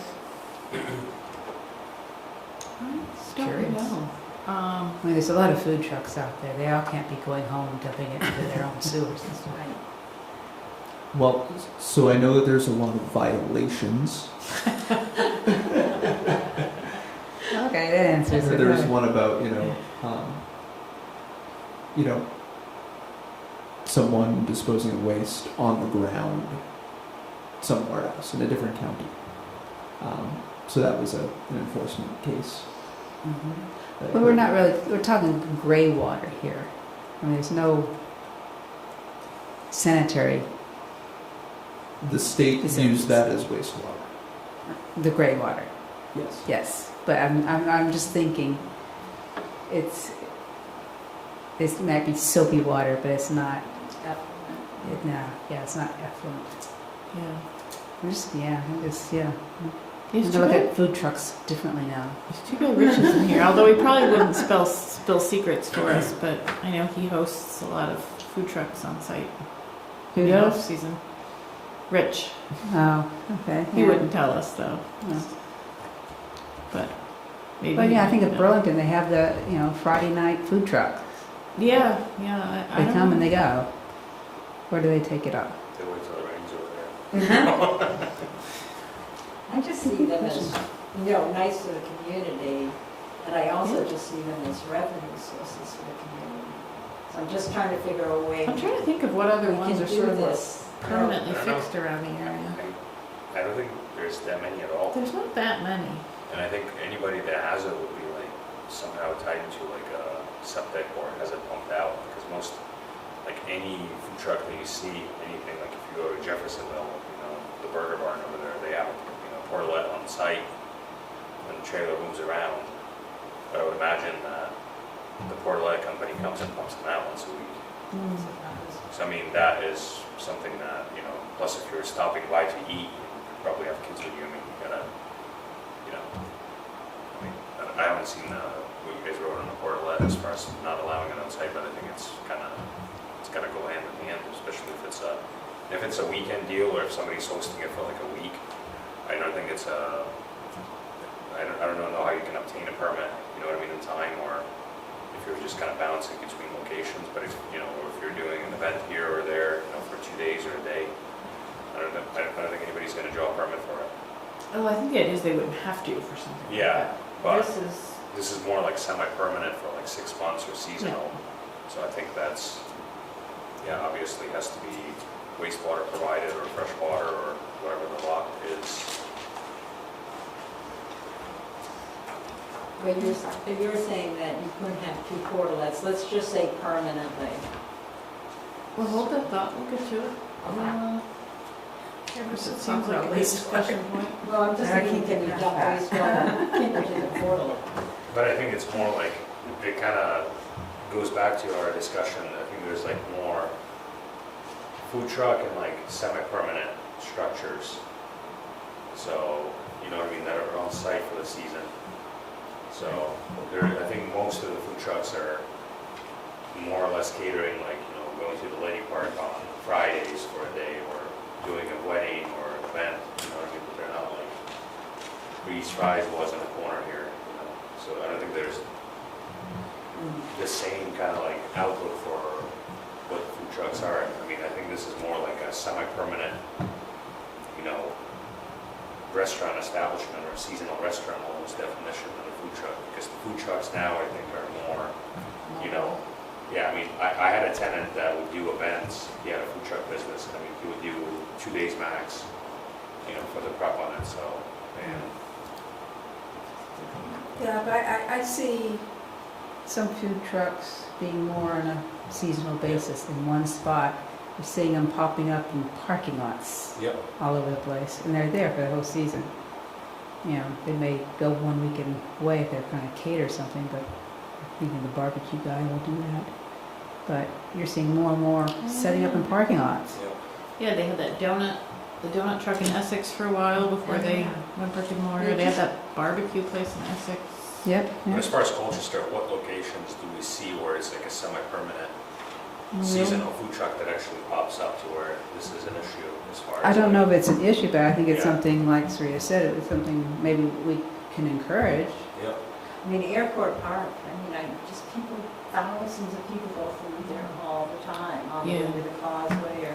Well, that's its own thing. I mean, I don't think you're ever going to see anything permanent in there. Not because the town permanent, but has to. seasonal, like for the I summer. don't think you'll even see anything seasonal You in don't? there.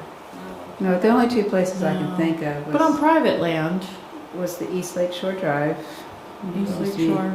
All sorts of things. There's some other properties on And West Lake Shore. Gantes had their Michigan dogs. Oh yeah, I forgot about that. I know. Miss it. Right there. Yeah, there was one where is it, the Seventh Street is basically in that area. There used to Yeah. be one. Yeah, well, that's the Gantes. Yeah, they were there for a long time, right? Yeah, oh yeah, forever. There's also been a variety of hot dog salespeople. different parts of town. Yeah. Love the hot dogs. So I can see it popping up maybe other places. We can't foresee the future here, but I mean, we can kind of encourage it. But So, can I just ask one, and if this is totally a little bit away from food trucks, but there's a snack bar at Airport Park around the back. It used to be where they sold food or baseball games and stuff like that, right? Yeah. So, I don't think that's cooked though, I think it's like That's chocolate bars Yeah. and stuff. there wasn't hot dogs and stuff like I that? think it's No. just like candy. Okay. I'm just wondering how we get that resurrected. they have it at the high school There's too. more food at Airport Park. I see thousands of dollars, I see like dollar bills like flying like seagulls away to Burlington. Could be your next committee. It was nice having the food trucks at the craft thing, at the rec Where? at the rec center. Okay, there. Having food, oh, right. Yeah. That was awesome. But again, that was very temporary. Yes. Yeah. Yeah, and for something like that, that falls under our definition of food. But I can see If you're under places. 10 days or 10, we don't give people a hard time about that There's- stuff, but. There's big parking lots in Colchester where I can see it going. I mean, Price Chopper, that whole parking lot is never used. I mean, there's We have a places. coffee to truck. make your- Is she done? Is there a coffee truck there? There's a coffee truck. Coffee truck down the road. Where? At the, The plaza at the corner of Blakely Road and Central Drive. there's a bank, pickled perch. Really? They had a food She's very truck there? small. You don't know she's there unless you're looking for her. Good to know. She was gonna do less than 10 days, right? I think she did her less than 10 days, so it's like we moved on.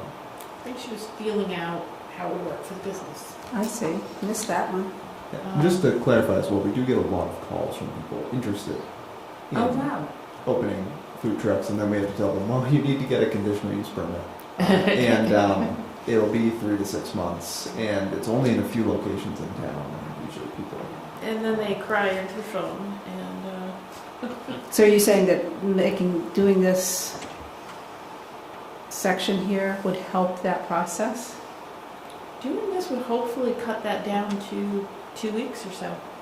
Okay. As long as it would take you to get a deck permit, maybe.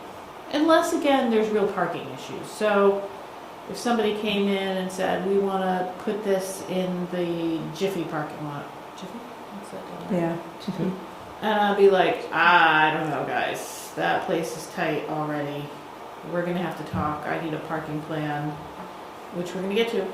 Okay. It's in there. All right. That's, What about So Airport that's- Park? Can we think about Airport Park? So that's town-owned land. So, that's another issue. yeah. But that kind of like eliminates having the wastewater plan, kind of eliminates like 99% of locations where you can possibly have it, because if you don't have a wastewater plan, you can't just have it in the Price Chopper parking lot, But unless they, it's temporary. but they could move off-site every night. Or they have a tank that they can move off-site. They have to have they have to show us Yeah. a plan. And their plan cannot be to not have a plan. Mm-hmm. Or that they're gonna run some hose down the back, across the lawn, to, to somebody else's, or to have a truck come pump them out, and the neighbors call us about the sewage smell, and, I think that's what we're trying to clarify. Is it sewage or is it just gray water? It's just gray water. Right. They should, hopefully you're Because not. gray water, I think you can figure stuff out. yeah. Sewage is I like, keep going there too, and I don't want to. No, there's no bathroom on a food truck. no, Yeah. right. But the other thing you also got to think about again is these trucks need to be getting grease trap permits, Yeah. grease trap permits. So a lot of these trucks, not all, but a lot of them will have fry components. That grease needs a treatment plan.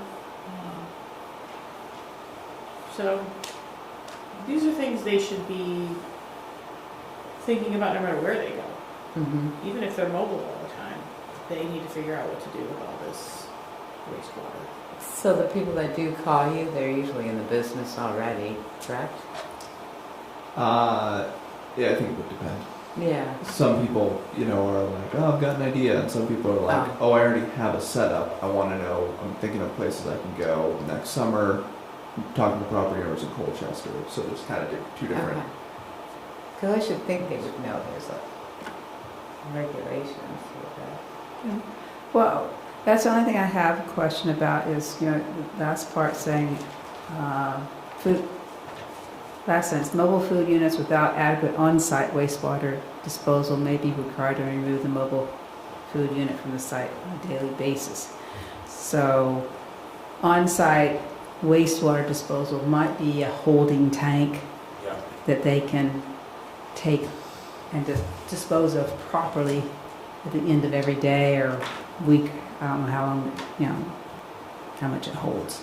Wouldn't the Department of Health, like, if they're inspecting, because they have to inspect the area where the food is prepped, so I'm assuming that they have to demonstrate that they can clean the area, where the food is getting prepped or cooked, so that kind of entails that the food truck has a wastewater system on board, holding tank to begin with before they issue a permit for the food truck to begin with. Probably. So, as long as they're certified to the agreement, I guess it doesn't really. But again, this is just putting the onus on them to show that, to give us a plan. Okay. I know that a holding tank is not sufficient for Rise Fries, per the state. They did not deem that sufficient. Because it was semi-permanent or because it was Hold the ground. I think a lot had to do with failure rates, no ability to treat. because it was in ground, right? It was in ground. Right, now I'm So- thinking of a portable tank that has to be physically removed and dumped somewhere. Yeah. I'm definitely not an expert in that at all, but I'm just trying to think back. That was several years ago, but I think it was the idea that it's just holding and potential for leakage and I don't know. Might have And been people into the lake. could be going to the lake. All of these To are solve that actually problem. for that particular property. All of these are going to be forced to be removed anyway, at least in this area. But people are doing it. There's a lot of food trucks around, so somehow there's a system that they're using. Yeah. I don't know. I would love to talk to somebody who Yeah, owns me one too. and learn about it. Maybe we should learn a little bit more, but I And maybe think, they can go a week. I mean, I don't know. I don't know either.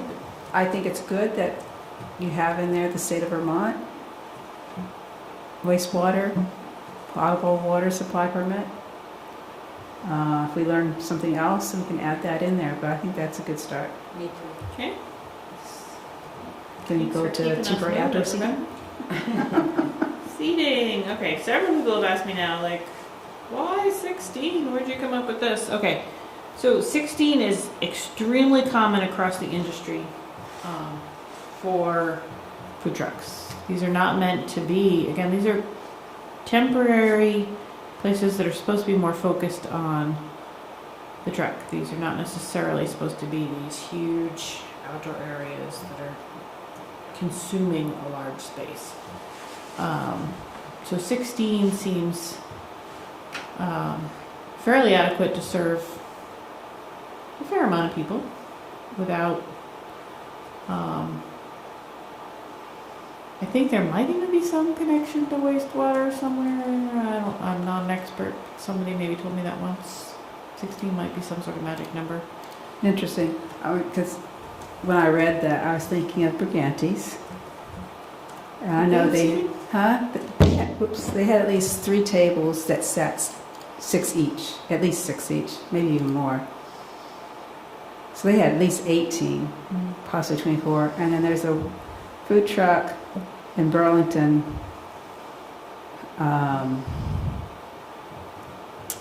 over where the Barge Canal Market is. It's back behind there. They have their own sitting area, picnic tables set up there. Actually, there's at least 4 tables there that sit at least 6 each. So 16 is what Williston and South Burlington use. I didn't look at Burlington's. I don't know if they have a number at all. They may And you've not. been to South Hero, or is it South, or Grand Isle? There's the, I always call it the red, it's a red truck. Rest stop, that's it. They have a huge sitting area. They do. Which one's this? The rest stop. Yeah. Oh, no, I've never even heard Yeah. That's of that. gotta be a totally different thing they have going on there. I guess, I don't Yeah. know. They have a little bar and everything in the back. Yeah, Oh. it's quite Yeah, the that thing. sounds like It's quite a quite the thing. thing. Like 100 people could sit there. Yeah, maybe not much, but yeah, you can overlook the lake. It's really nice. It's Are beautiful. you feeling like it? You guys feeling like it should be a different number? State says 16, right, for the seating? The state? Yeah, the state requirement is 16. Oh, you found that? Yeah, and it says for the fresh water and wastewater, it's 30 gallons of fresh water and 35 gallons of wastewater capacity. It's on their website for the mobile food units. Oh, So they set a limit. It 16 says at seats. least that, and basically it says onboard water supply must be kept, the water temperature, and it says there's for push carts and mobile units. And it also talks about seating. It says seasonal operations can have up to 16 outdoor seats. oh, Yeah. And for So- mobility, it says mobile food establishment must be capable of being moved at any time. There can be no porches, steps, or other structures attached to the unit. Let's just go with that. yeah, I think as long as you do a face value seat count. I mean, I'd be generous and what counts as a seat. I like a big seat.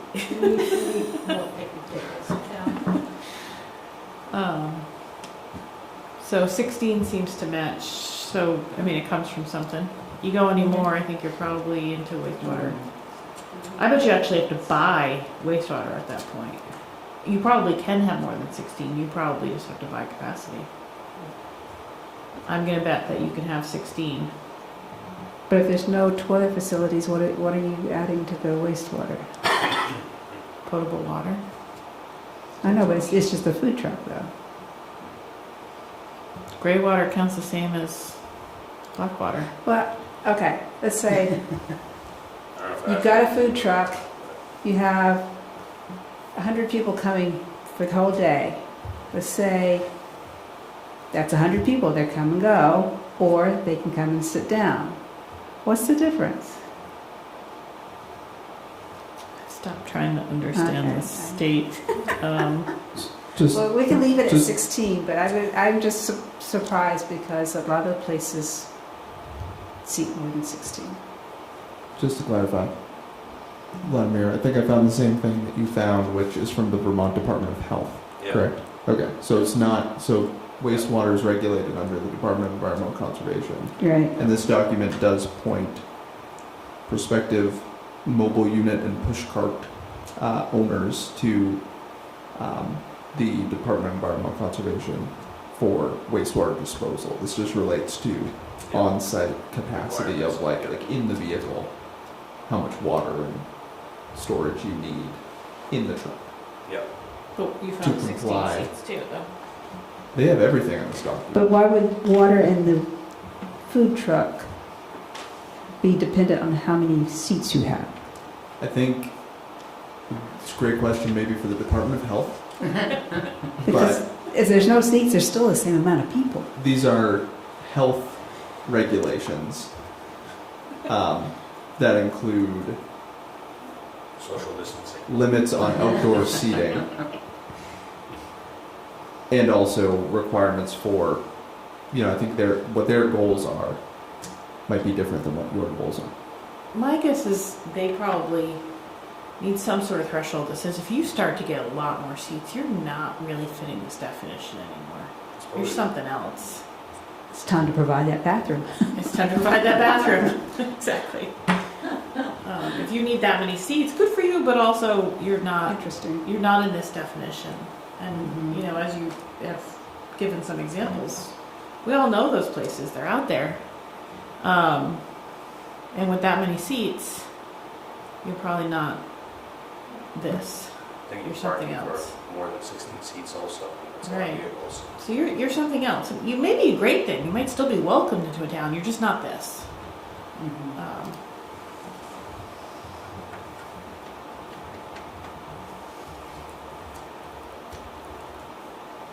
So we'll leave 16 for now. Okay. Anything else on number 4?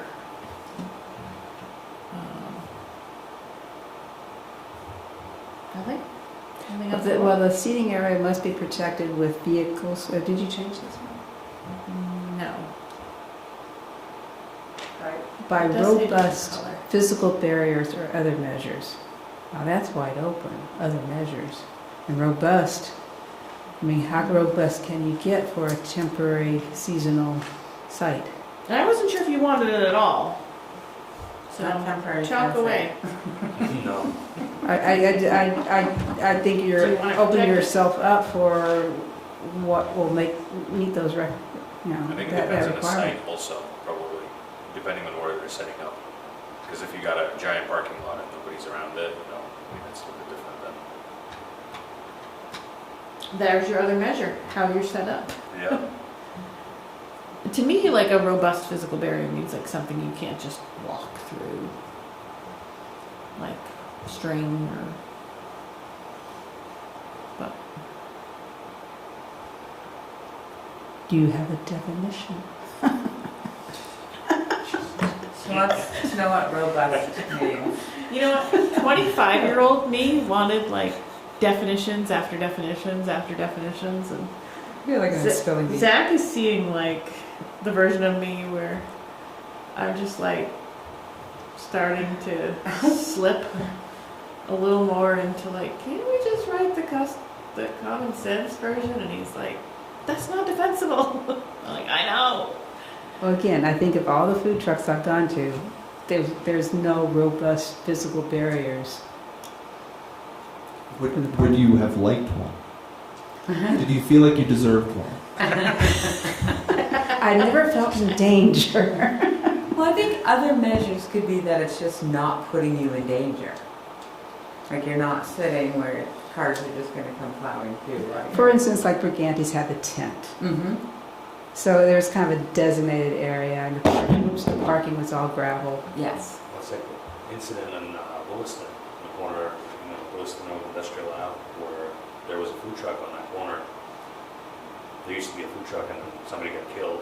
Oh my God! Now we have to What, during the robust. snow? Was that the Wait, snow where- thing? I don't remember this. Yeah, this was probably like 10 years ago. That's when the dump Yeah. truck went through? Yeah. Yeah, Wait, it was the guy it was a had the snowy concussion? day. remember that. Yeah, it was an Wait, icy snowy I day. don't know if it was, no, it was I summer. thought so, I thought it was. That was because the guy had a concussion. Yeah, but it was still somebody, like, so robust measure, I mean, you need one to stop a dump truck. I don't think anything would stop a dump truck. Yeah, Where Back the on that. John Deere place is now? across the street. Across the street. I don't know what's there now. It was across the street. I think it's just empty. It's a car It dealership is now. The empty. car dealership there Oh, now? yeah, it's quite a car dealership now. There was a food truck there? There was a food truck there, because the hill got dug That's back. right, they did. But anyway, Yeah. All right, well, we've mentioned a few example food truck areas today, so think about them. Mm-hmm. What do we got? So you mentioned one near the barge canal. I'm not familiar with that. So how's that set up? that's what? How's that one set up? The one, this barge canal one you've mentioned. That one, the parking is, you have to walk there because the parking is further away. Okay, so no, so there's your other measure. Yeah. Mhm. But during the farmer's market, there is another little truck, ice cream truck. It's right there at the driveway. And there's parking next to it. It's just parking next to it. But it doesn't have seating. That's just go up to the door, window, and get your stuff and go. Mm-hmm. I don't know. Ganty's doesn't have anything. Breeze or Fries, what are you calling it? I call it Breeze Fries. But, They had rocks. huh? I think they had rocks or stones between the road and kind of like outlining there used to be like a horseshoe driveway kind of deal, and they had like stones where, But between the the seating area and like where the parking was, I think there was like, There was some stones? I don't remember any stones. But anyway, robust physical mean, barriers I'm means not something a married little to bit more this. permanent. I It don't can know. go. I mean, I think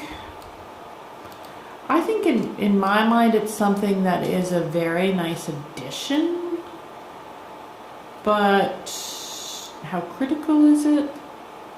You know, like I think too, this isn't a food truck, but it could easily be. There's a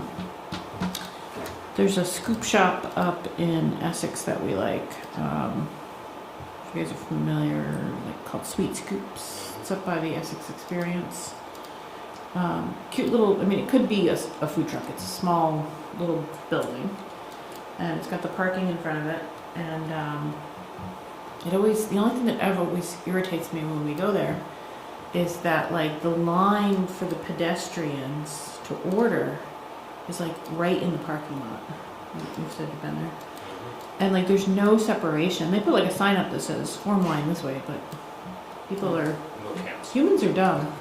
Yeah, there's a milk can, but nobody ever goes the way they're supposed to because there's not really a barrier. There's a milk can, but there's no like rope.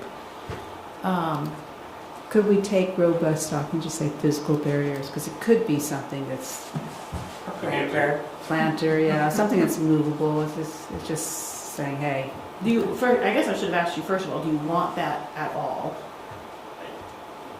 Does it matter to you at all? And if so, I don't think it's needed. I don't think so either. because you'll be reviewing the plans anyway. The location. And if you see that the sitting area is right smack in the middle of the parking lot, you'll say, well, maybe you want to relocate that, right? I mean, Burlington does permits now for, they're taking parking spots away, and you got a seating area where cars are going. You got a 2x4 holding somebody's back and falling into traffic. So, okay, so I've heard two things. I've heard one, take it away, or Take it two, away. at least take away the robust part. I mean, it could be, yeah, physical barriers or other measures. I mean, people can be creative. I mean, we're talking food trucks, but think about any place that you've been to with outdoor seating. Think about even something like Al's, right? So you've got like a fence that separates the outdoor seating area from the parking lot, and a curb, I think. Oh, I thought the fence was to keep the kids inside. That's true. Works kind of nice.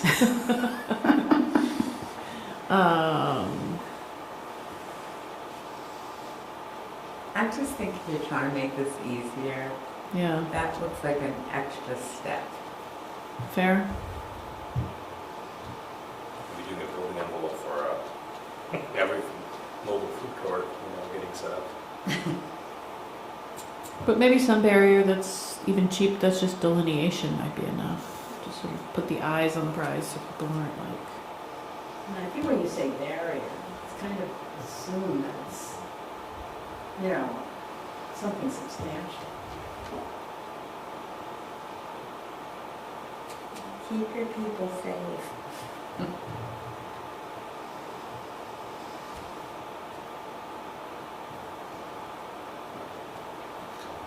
Are you Well, obsessed with Richard? no.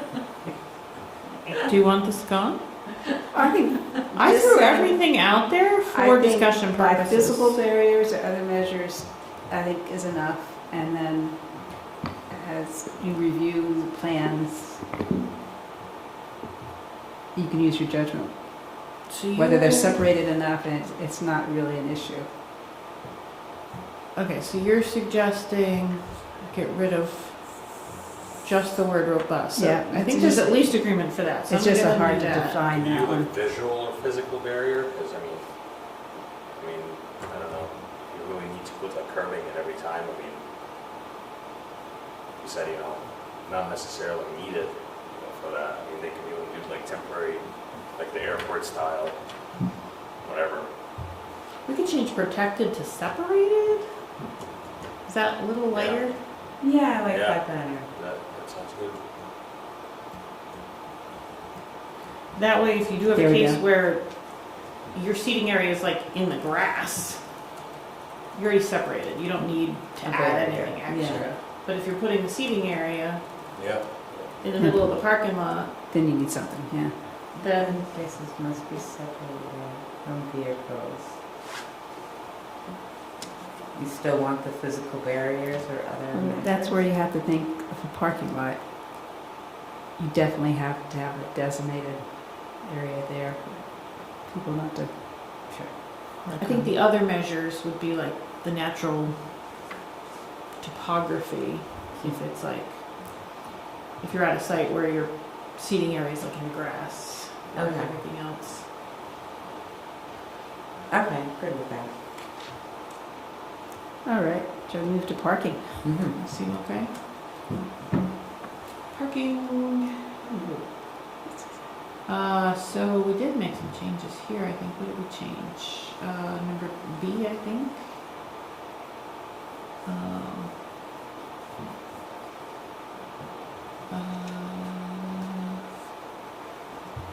Property, I think that's the only thing that was changed. Does that seem right? There's some wording that was changed before that, but Yeah, there was Nothing's- some modifications and things look a little different. I think what you likely have in your packet is similar to like 4, where it's kind of just a paragraph, and this is kind of broken out because there's a test that was included here. It's different to me. yeah, it definitely is different because I see the different colors, but I don't have the old version, so. You guys have any questions on? I'm just gonna let you look at it. So I'm showing you a new version. Okay. The real takeaway is that we don't want these trucks to be in spaces unless those spaces aren't needed. And sometimes that's going to be very obvious if those spaces aren't needed. Sometimes it's a little less obvious, and you might have to give us proof. So if you're proposing, for example, to put your food truck at Costco, you're going to have a hard sell. It's not an automatic no. Parking is tight to begin with. Parking is already tight. They already have a waiver. I don't think Costco's food court's gonna like that. Yeah, I think you could give an example of, maybe a medical office. Since we're talking about parking needs at a medical office. Yeah. You're going full circle here. Just trying to keep it relevant. So we could have like a designated space for a food truck. You can, and it can be in a parking lot, but you got to prove that the spaces that are being lost. Let me see Fanny Allen here. That's probably a good example. So Fanny Allen's like, look, our employees don't have time to be going far. We're contracting with Elgato to be the Fanny Allen lunch server. And we're gonna have them go sit over where all the COVID testing used to be in that corner. But they're gonna be in the parking lot, and they're gonna take up 6 parking spots, a couple more for seating area. We're gonna say, okay, Fanny, did you need those 6 parking spaces?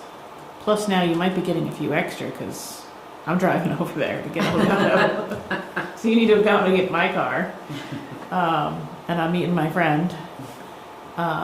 So show us that that can be accommodated. Otherwise, you're going to probably have to find a different spot in that lot, or you can't go there at all. I don't really know what the parking situation is over there right now, but or you might have to reduce your need otherwise for that lot. So you have to prove it to us. We don't want places that are already tight like Costco taking out 10 parking spaces for a food truck. Much as we want a food truck, they need those spaces. Now, if Shaw's comes to us and says, hey, we want to put a food truck, we'll be like, bring your friends. Yeah. 4 more. Yeah. We're going to start a food truck park back there. Right? So that's what this is trying to say, and hopefully it says it. Okay, I think the way that's written, it's better than what we had before. Thank you, Zach. Agreed. Access, Okay.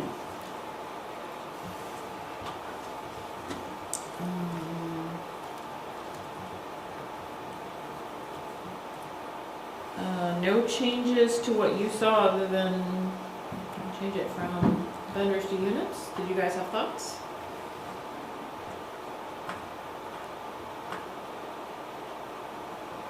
no issues, would you? I had defined sufficient, but I don't want to put it to another definition. I'm good. Okay. This is intentional for discussion, so you're not hurting my feelings whatsoever. If you have thoughts on this. So, Zach and I talked about this too. I agree with some thoughts that he shared with me. So, our current definition says something about April 1st to November 1st. But we actually hear from a lot of people, like the coffee lady who was just talking to us. Outside of those windows. Not everybody is looking at those windows. They might actually not mind being set up in the winter. So rather than that other window, maybe we say 6 months.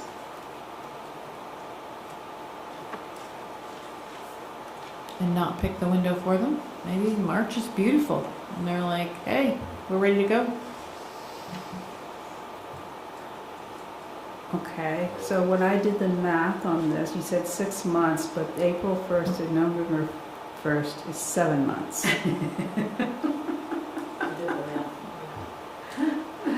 And if you're saying that someone could be there till late fall, early winter, and then early spring, it could be 8 months.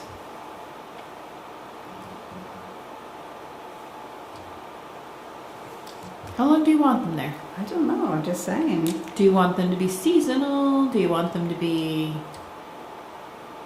6? I only had 6 in my mind because the idea is that they are part-time. 6 seemed to me to be part-time. It's half-time. But again, we could have 7, which is consistent of what was already allowed.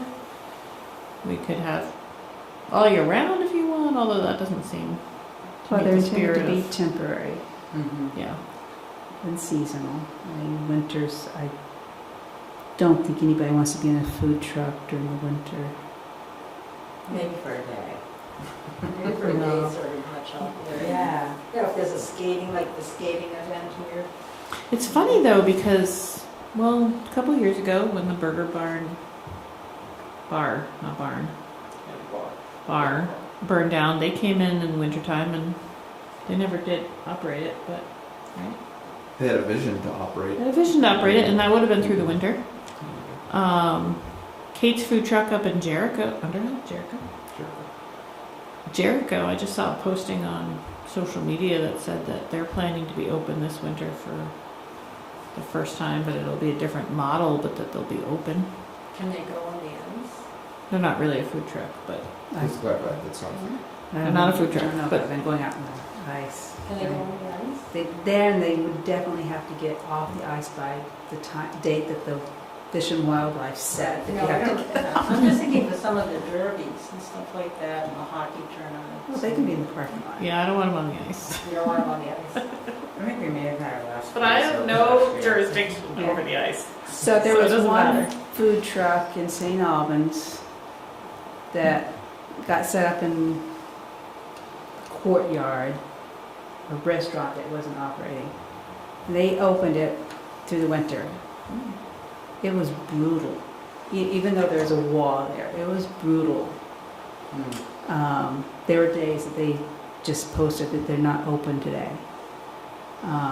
Winters are pretty hard. They now have their own little restaurant somewhere else, but they tried. It's just having the customers come on a cold, windy day. It's hard. Yeah, you gotta think about what they're selling, because I think the place that sold donuts in Essex. They were open all winter long. But they were selling donuts. Donuts is comfort food in the winter, right? Who doesn't want a donut? And you don't have to like, yeah, you don't have to stand there long, right? You're at the window for like a minute. And you're Yeah. like, I want my 6 fancy donuts. And then we leave. Yeah. I should get that one person that's like, what's that one? Yes. I'd say 8 months. So that way, if it's a good season, call it a day. I'm entertaining thoughts. Yeah, you guys reach consensus and Well, we're trying to make it easier. Let so me know when I you do. go with 8 months Yeah. too. There's no like without an actual date. So if they want to open in March or February and close early, or if they leave, or if they, whatever. So what's wrong with having them be whenever they want? I mean, I don't understand. If they want to be out there in February, why wouldn't we object to I don't think we do. What we're, I think, intended to be temporary and seasonal, it? I see, okay. Um, Just did that, I see, okay. but the 6 months just didn't line up with what we originally had, which was the April 1st November 1st. So I would suggest changing to 7 months or 8 months.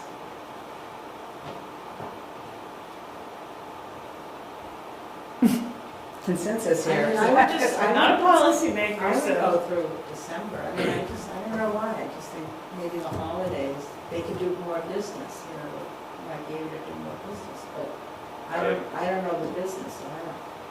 I don't think anybody wants to drive a food truck in a snowstorm. Here, I think this is where you're getting thrown off. But then they don't do it. They have the option to, but they don't do it. I mean, if somebody came up with a great idea to open a food truck in the wintertime for whatever, hot chocolate or That might be whatever. their season. Yeah. Could that be a variance? But they can operate it without a permit for 10 days if they have a That's event true. during the winter, so they're covered for that. Yeah. Then they can have, Those seem way more temporary, right? winter ones. They can be operational for 10 days without a permit if they want you, hypothetically. Yeah, 10 days is if you're only doing the 10 days. It's not what you normally do plus 10 more. No. But then they get a permit for the rest of the time.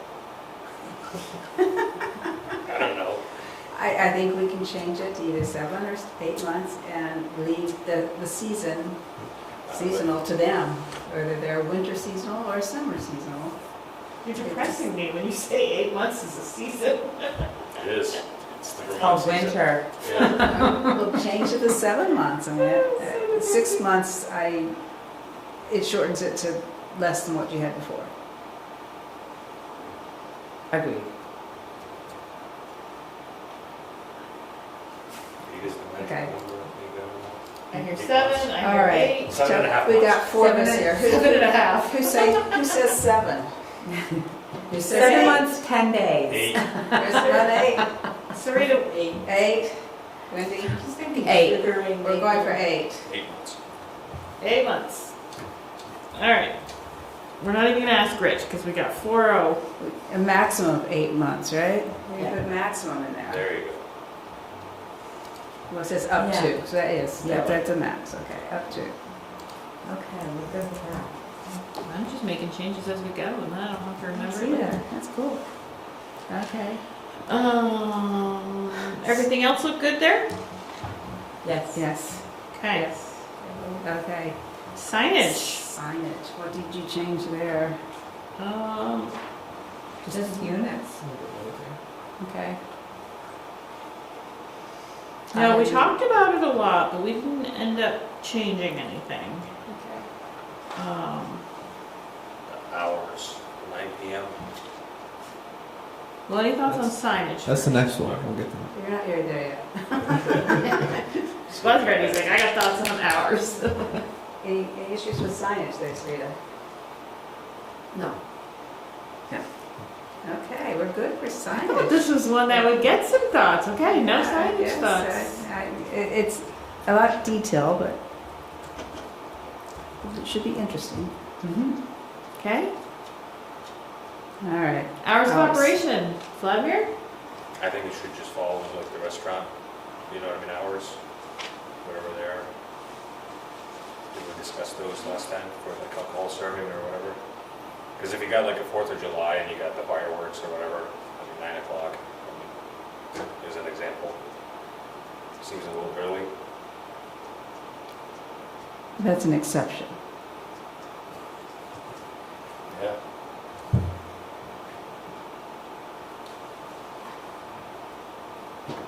You guys tell me.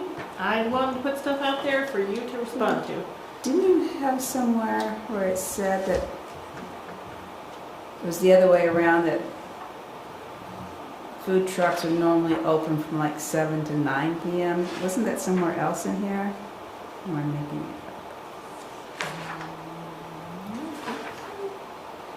I've seen decisions that speak to hours, and they're all over the place. So the current definition of mobile food units says they're customarily operated between 10 a.m. and 9 p.m. Oh, we would want to change that. We'd like Oh, well, we are changing it. get rid of that. That's the current definition. That's the current definition. Okay, I knew I saw it somewhere. Okay. Yeah, so current 10 a.m., 9 p.m. Okay, that's where I saw it was the current one. Okay, 10 a.m. precludes any sort of breakfasting type of food truck. you're right. And they would need a separate license to sell alcohol. They need a state license.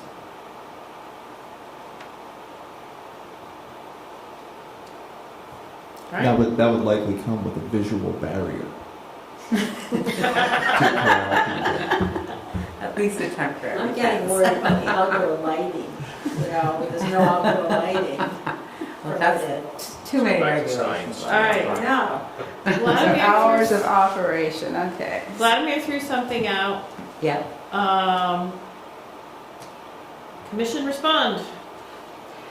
So that would be set in stone, there would not be any variation if it was like the 4th of July, because you can't change it once you... I mean, Wendy, I'm not working at 10 o'clock on the 4th of July in Colchester. Me either. But, I'm Would you have sit- to work? Well, now, I'm sitting at home, Thinking. or my husband's got an office overlooking the lake. That's where I am. okay. but that's kind of a special event. Because Yeah. I know in the past when we've had the 4th of July at Bayside, I haven't been there lately, but they do have food trucks there. Yeah. And they're open until everybody's disappeared, but that's a special event. Yeah, If ask you're- yourself. If you're a food vendor, say on East Lake Shore Drive, let's say someone manages to put one there again. What time do you want them to close? On the 4th of July. No, What no, time do you want no, them to close on June normal. 15th? 9 o'clock. I think 10 is like more suiting, 10 or 10:30 or something. We found our night owl. Really? I'm thinking if it's near enough, I don't know, to a residential area. I know it's not in the residential area, but it's next to one. 10 o'clock might be annoying. Yeah, definitely. And restaurants close at 9. Stop I don't serving think this food. is, I don't think this This is, is where you go from this restaurant. You're right. You missed the restaurant. I mean, they don't in Burlington. I mean, Brigantines would close their food truck when it got dark. Is that what they would do? There was no lighting. That's right. Well, that's true. It's 4:30 in the winter though. So, there's one other bit of food for thought for you. The DRB has had conversations with recent mobile food unit applicants with generators and how these things are powered. Ideally, they'd have like an inverter generator that would be quiet, but it's still noise. And that relates to another part of these requirements, but might relate to the hour you pick. It says, I have no problem with the 9 p.m. I hear 2 for 9. I feel like an auctioneer all of a sudden. I'm actually good with 9 only because I don't go out anymore. All right. There was a day that I Now would say don't 1. forget. Don't forget. This is the first adoption of these regulations. You start to hear from people who start to operate They can always come to you. Yeah, Right? but- I mean, these- 6:30 a.m. might be a little too early. Let's speak and discuss. I actually did kind of like the 10 Okay. for But that. I don't understand why it makes a difference to us. If they want to open at 6:30, what difference does it make to us? He brought up the generator. If someone's cranking up a Right, generator at right. 6:30 and and it's adjacent to a residential area, you may not like it if you're next door But I to thought it. they keep adjacent to us. Yeah, or, yeah. You want it later? Other things in our regulations say 7.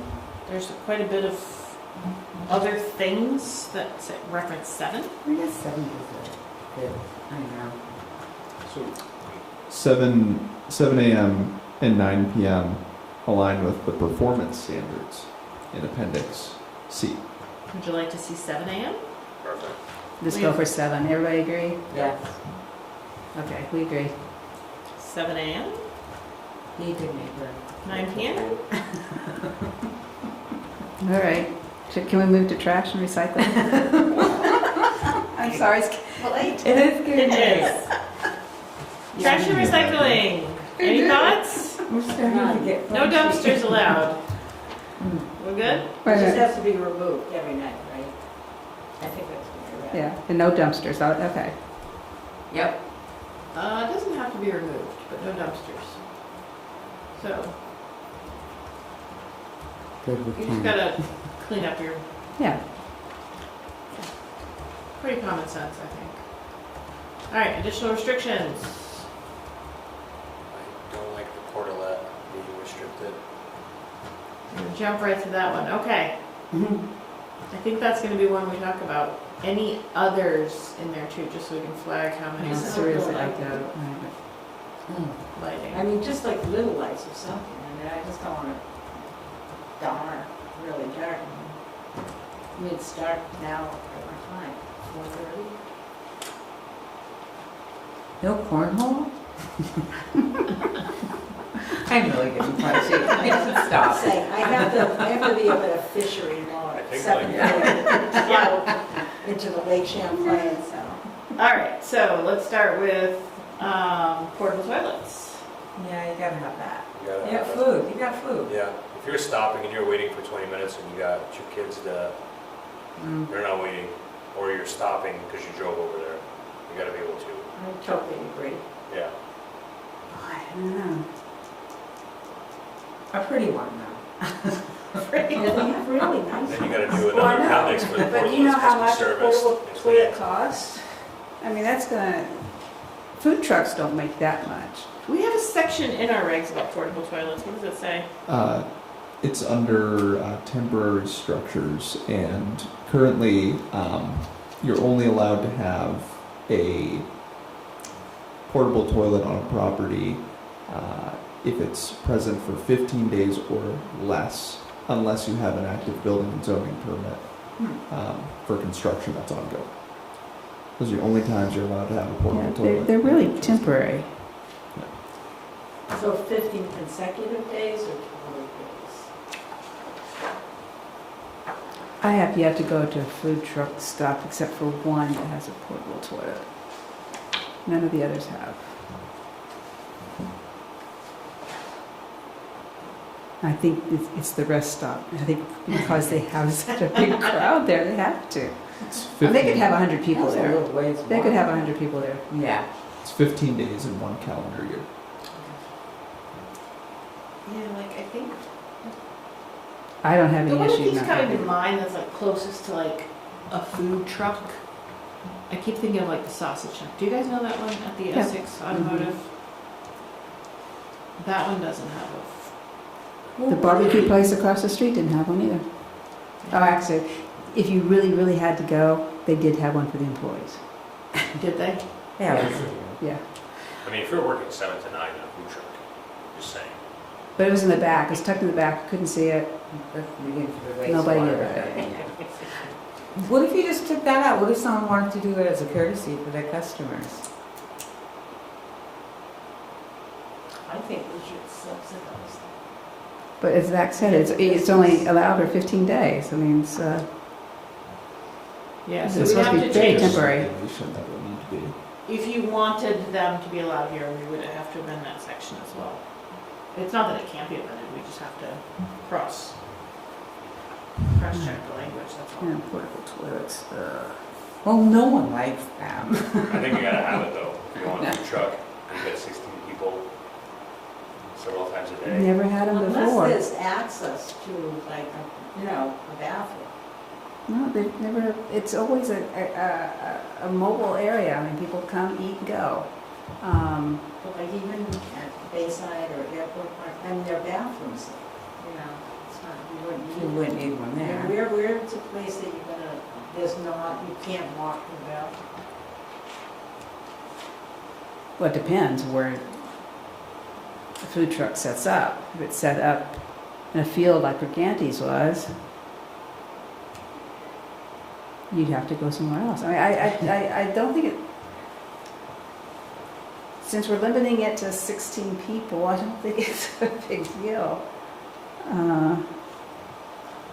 I'll explain Porta potties are really, if they're not taken care of, if they're not dumped out, it's you don't want them on site. No, 100% agree. That's what I'm saying. I don't know if you can add something in there with it, or, you know what I mean? Or who's policing it, but still. Yeah. Did you Yeah. see there's regulations on porta potties not even related to? Just for how long you can have it. Yeah, Yeah. there must be, like, you must have to take care of them if you get Well, one. Yeah, usually but- you're in a contract. If you're renting them, they come and clean them once a week or twice a week or whatever the requirements are. Porta toilets cost a few years back $1,000 a week. I think it's a big hit for a food truck. Are they really? No, I Yeah. don't think they're that much. Well, that contractor that used them last time, and this was 5 years ago, it was $1,000 a week. Wow. They better take care of them then. Yeah. I just feel like if somebody wanted to have it there, Yeah. that we should not restrict them from having it there. I'm not saying that they have to. But then we have to change another regulation. So my overall thought on this whole section was Mhm. just the guiding thought of like, food trucks are meant to be sort of like, they're not the place you want to go, meet a friend, hang out for like 10 hours. They're meant to sort of be like, oh, this is kind of cool, and like, I'm popping in and out. And it's to sort of prevent that sort of like, but if your thought is actually this should be the place where I meet up, where I take my family for 2 hours, maybe not 2 hours, that's a bit of an exaggeration, but I do want to go hang out with my family for an hour and make an event out of it and play cornhole and, so I was approaching it more like this is a very temporary place where a truck could set up and sell food. That's the lens that I'm writing this all under. Mm-hmm. But if the lens that you see for them is not that, if the lens that you're seeing is actually this should be a place where my family can go hang out for an hour, eat their ice cream. Like when I go to Kate's food truck, I'm not getting my burger and hightail it out of there.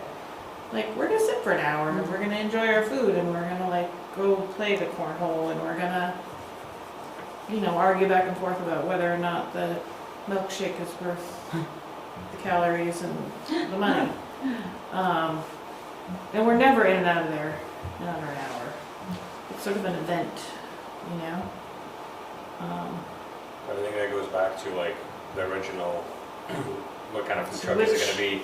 Is it gonna be like temporarily parked in the parking lot for an event for 4th of July, for 2 days or a day or whatever the, pond hockey game or whatever they're setting up for? Or is this gonna be a semi-permanent for 6 months structure that's over there? That's gonna depend if they're there for 6 months. I would imagine that they would set up some sort of a portable toilet if there's nothing in the area. Because depending whether you're an employee or whatever else, if you're doing a weekend, yeah, obviously they're not gonna, the porta potty is gonna be a temporary setup anyway. So what's your vision for this place? I don't know where the place is still. I can't envision where they're gonna set one up. Or these types of food trucks again. Yeah. I'll go back to like the Essex Automotive duck stand, like, that's a place where we might be like, huh, we're driving by, we absolutely are not going to McDonald's, kids. We can go to the bathroom there, though. Go back in there. But, you know, hey, they have Italian sausage. That's what we're gonna stop and get, because who doesn't like Italian sausage? A lot of people don't. Yeah, I see the food truck as more of a come and go type of place. You may sit and eat, but I see it as a come and go. It's not like you're sitting down at the restaurant, having drinks, staying for a while. I agree with Kathy here that the vision of it was not really a sit and stay kind It of doesn't place. have to be your vision. No, That's but I just agree what with was it. I writing. agree with that kind of vision. That's what's reflected in the writing, but Yep. if you wanna change it. Well, why wouldn't we just allow it? I mean, if the food truck wants to pay whatever it is, or why would we not? We will need to change our regulations if we're going to allow it for more than 15 days. In a year, in a calendar year. Yeah. I think the idea, just to answer your question, I'm not saying it's a bad thing, but the idea is that it starts to change the feel of it. It's more of a place, a little more on the spectrum of permanent and temporary. It gets closer to not permanent, but Closer.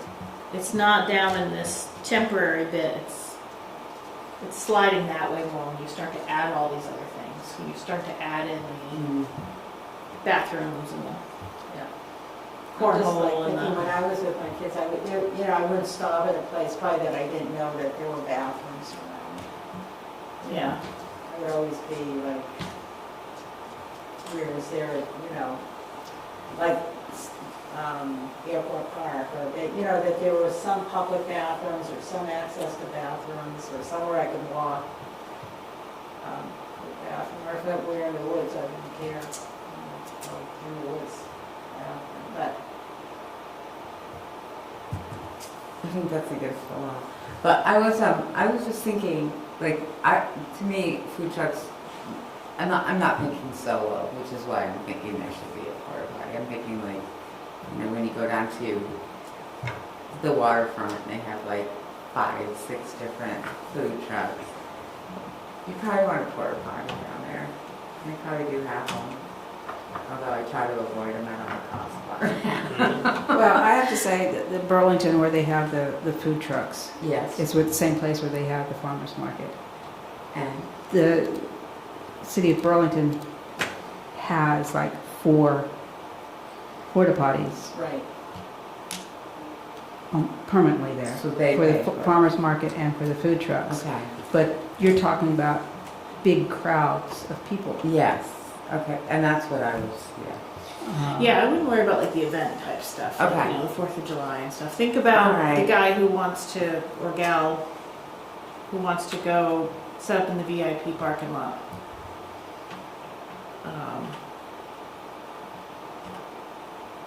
Most food trucks do not have porta toilets. You know, what They're do you very envision? temporary. I'm thinking about the We can lake. table this one. Yeah. it was Yeah. on the Alright, table. we'll get Rich to weigh in too. Alright, we'll table that one. Does he have porta potties at his food trucks? Is application requirements the last bit? Zach and I are leaning towards building and zoning permit. Easy peasy, I think you guys all lit up when I suggested that earlier. Suggested what? Building and zoning permit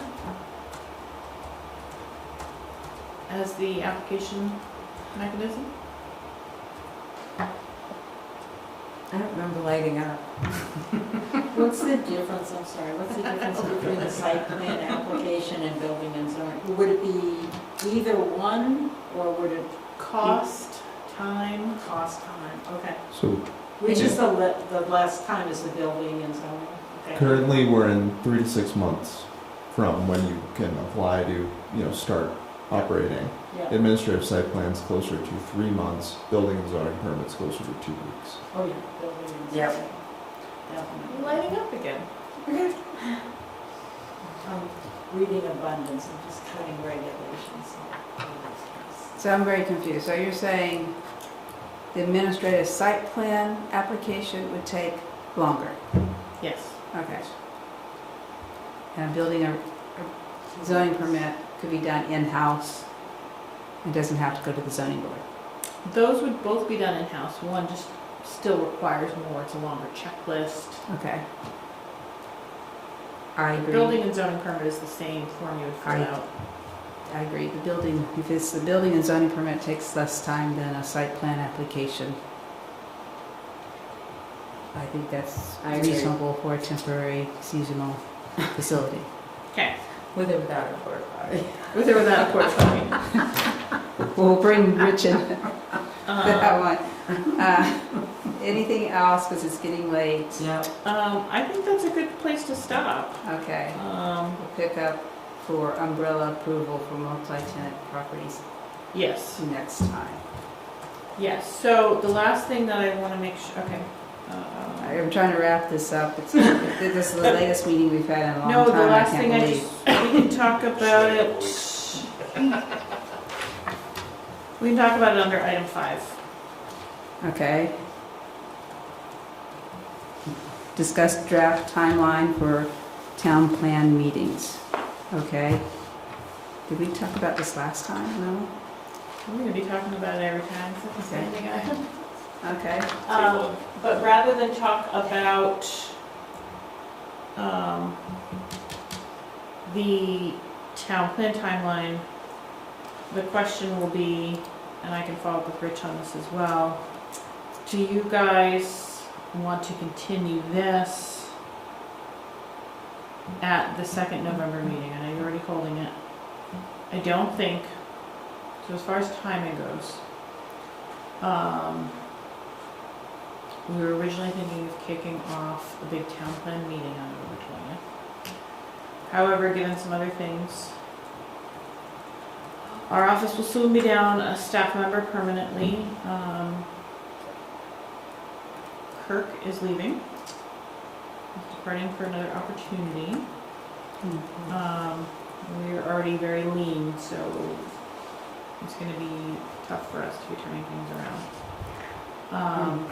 So he will be leaving next week.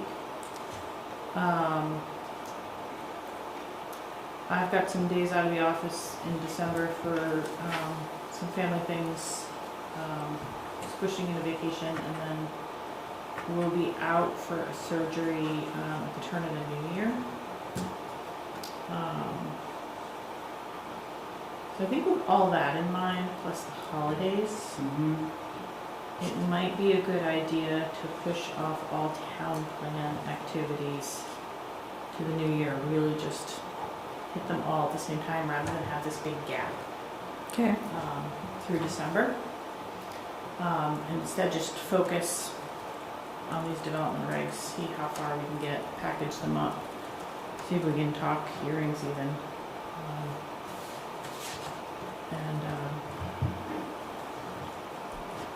I think with that in mind, maybe a short meeting on the 20th?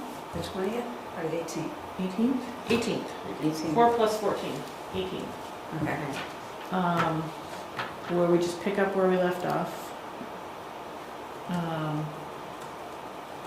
Okay. December? Of November. Well, you said November 18th will November be, 18th. we continue. We continue development regulations.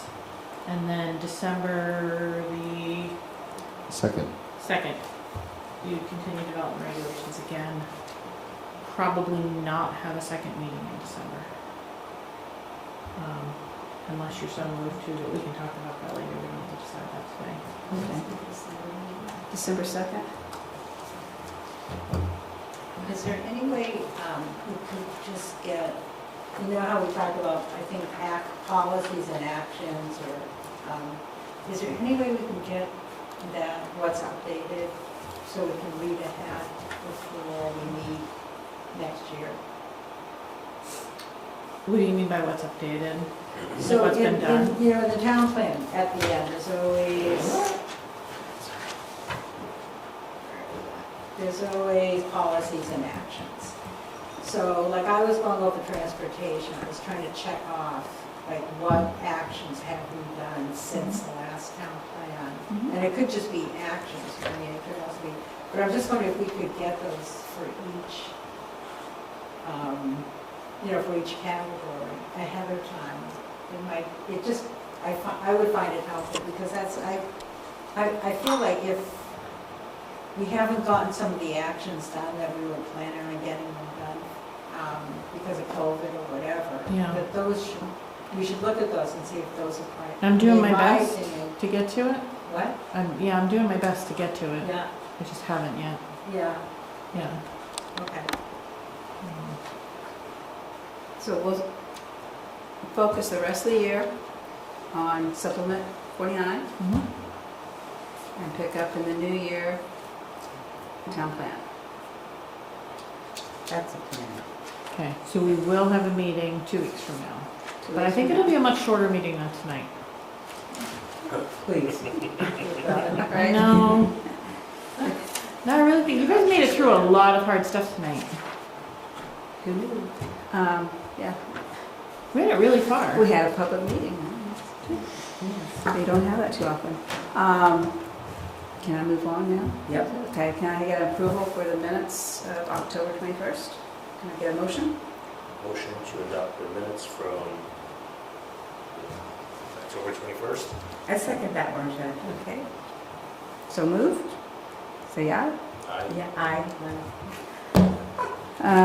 Other business? No monthly reports. No, we just finished it up today, so I'll share it with you next 2 weeks from now. Can I have a motion to adjourn? I motion to adjourn. Second. Aye. Okay. Aye. Aye. Motion carried 9:48.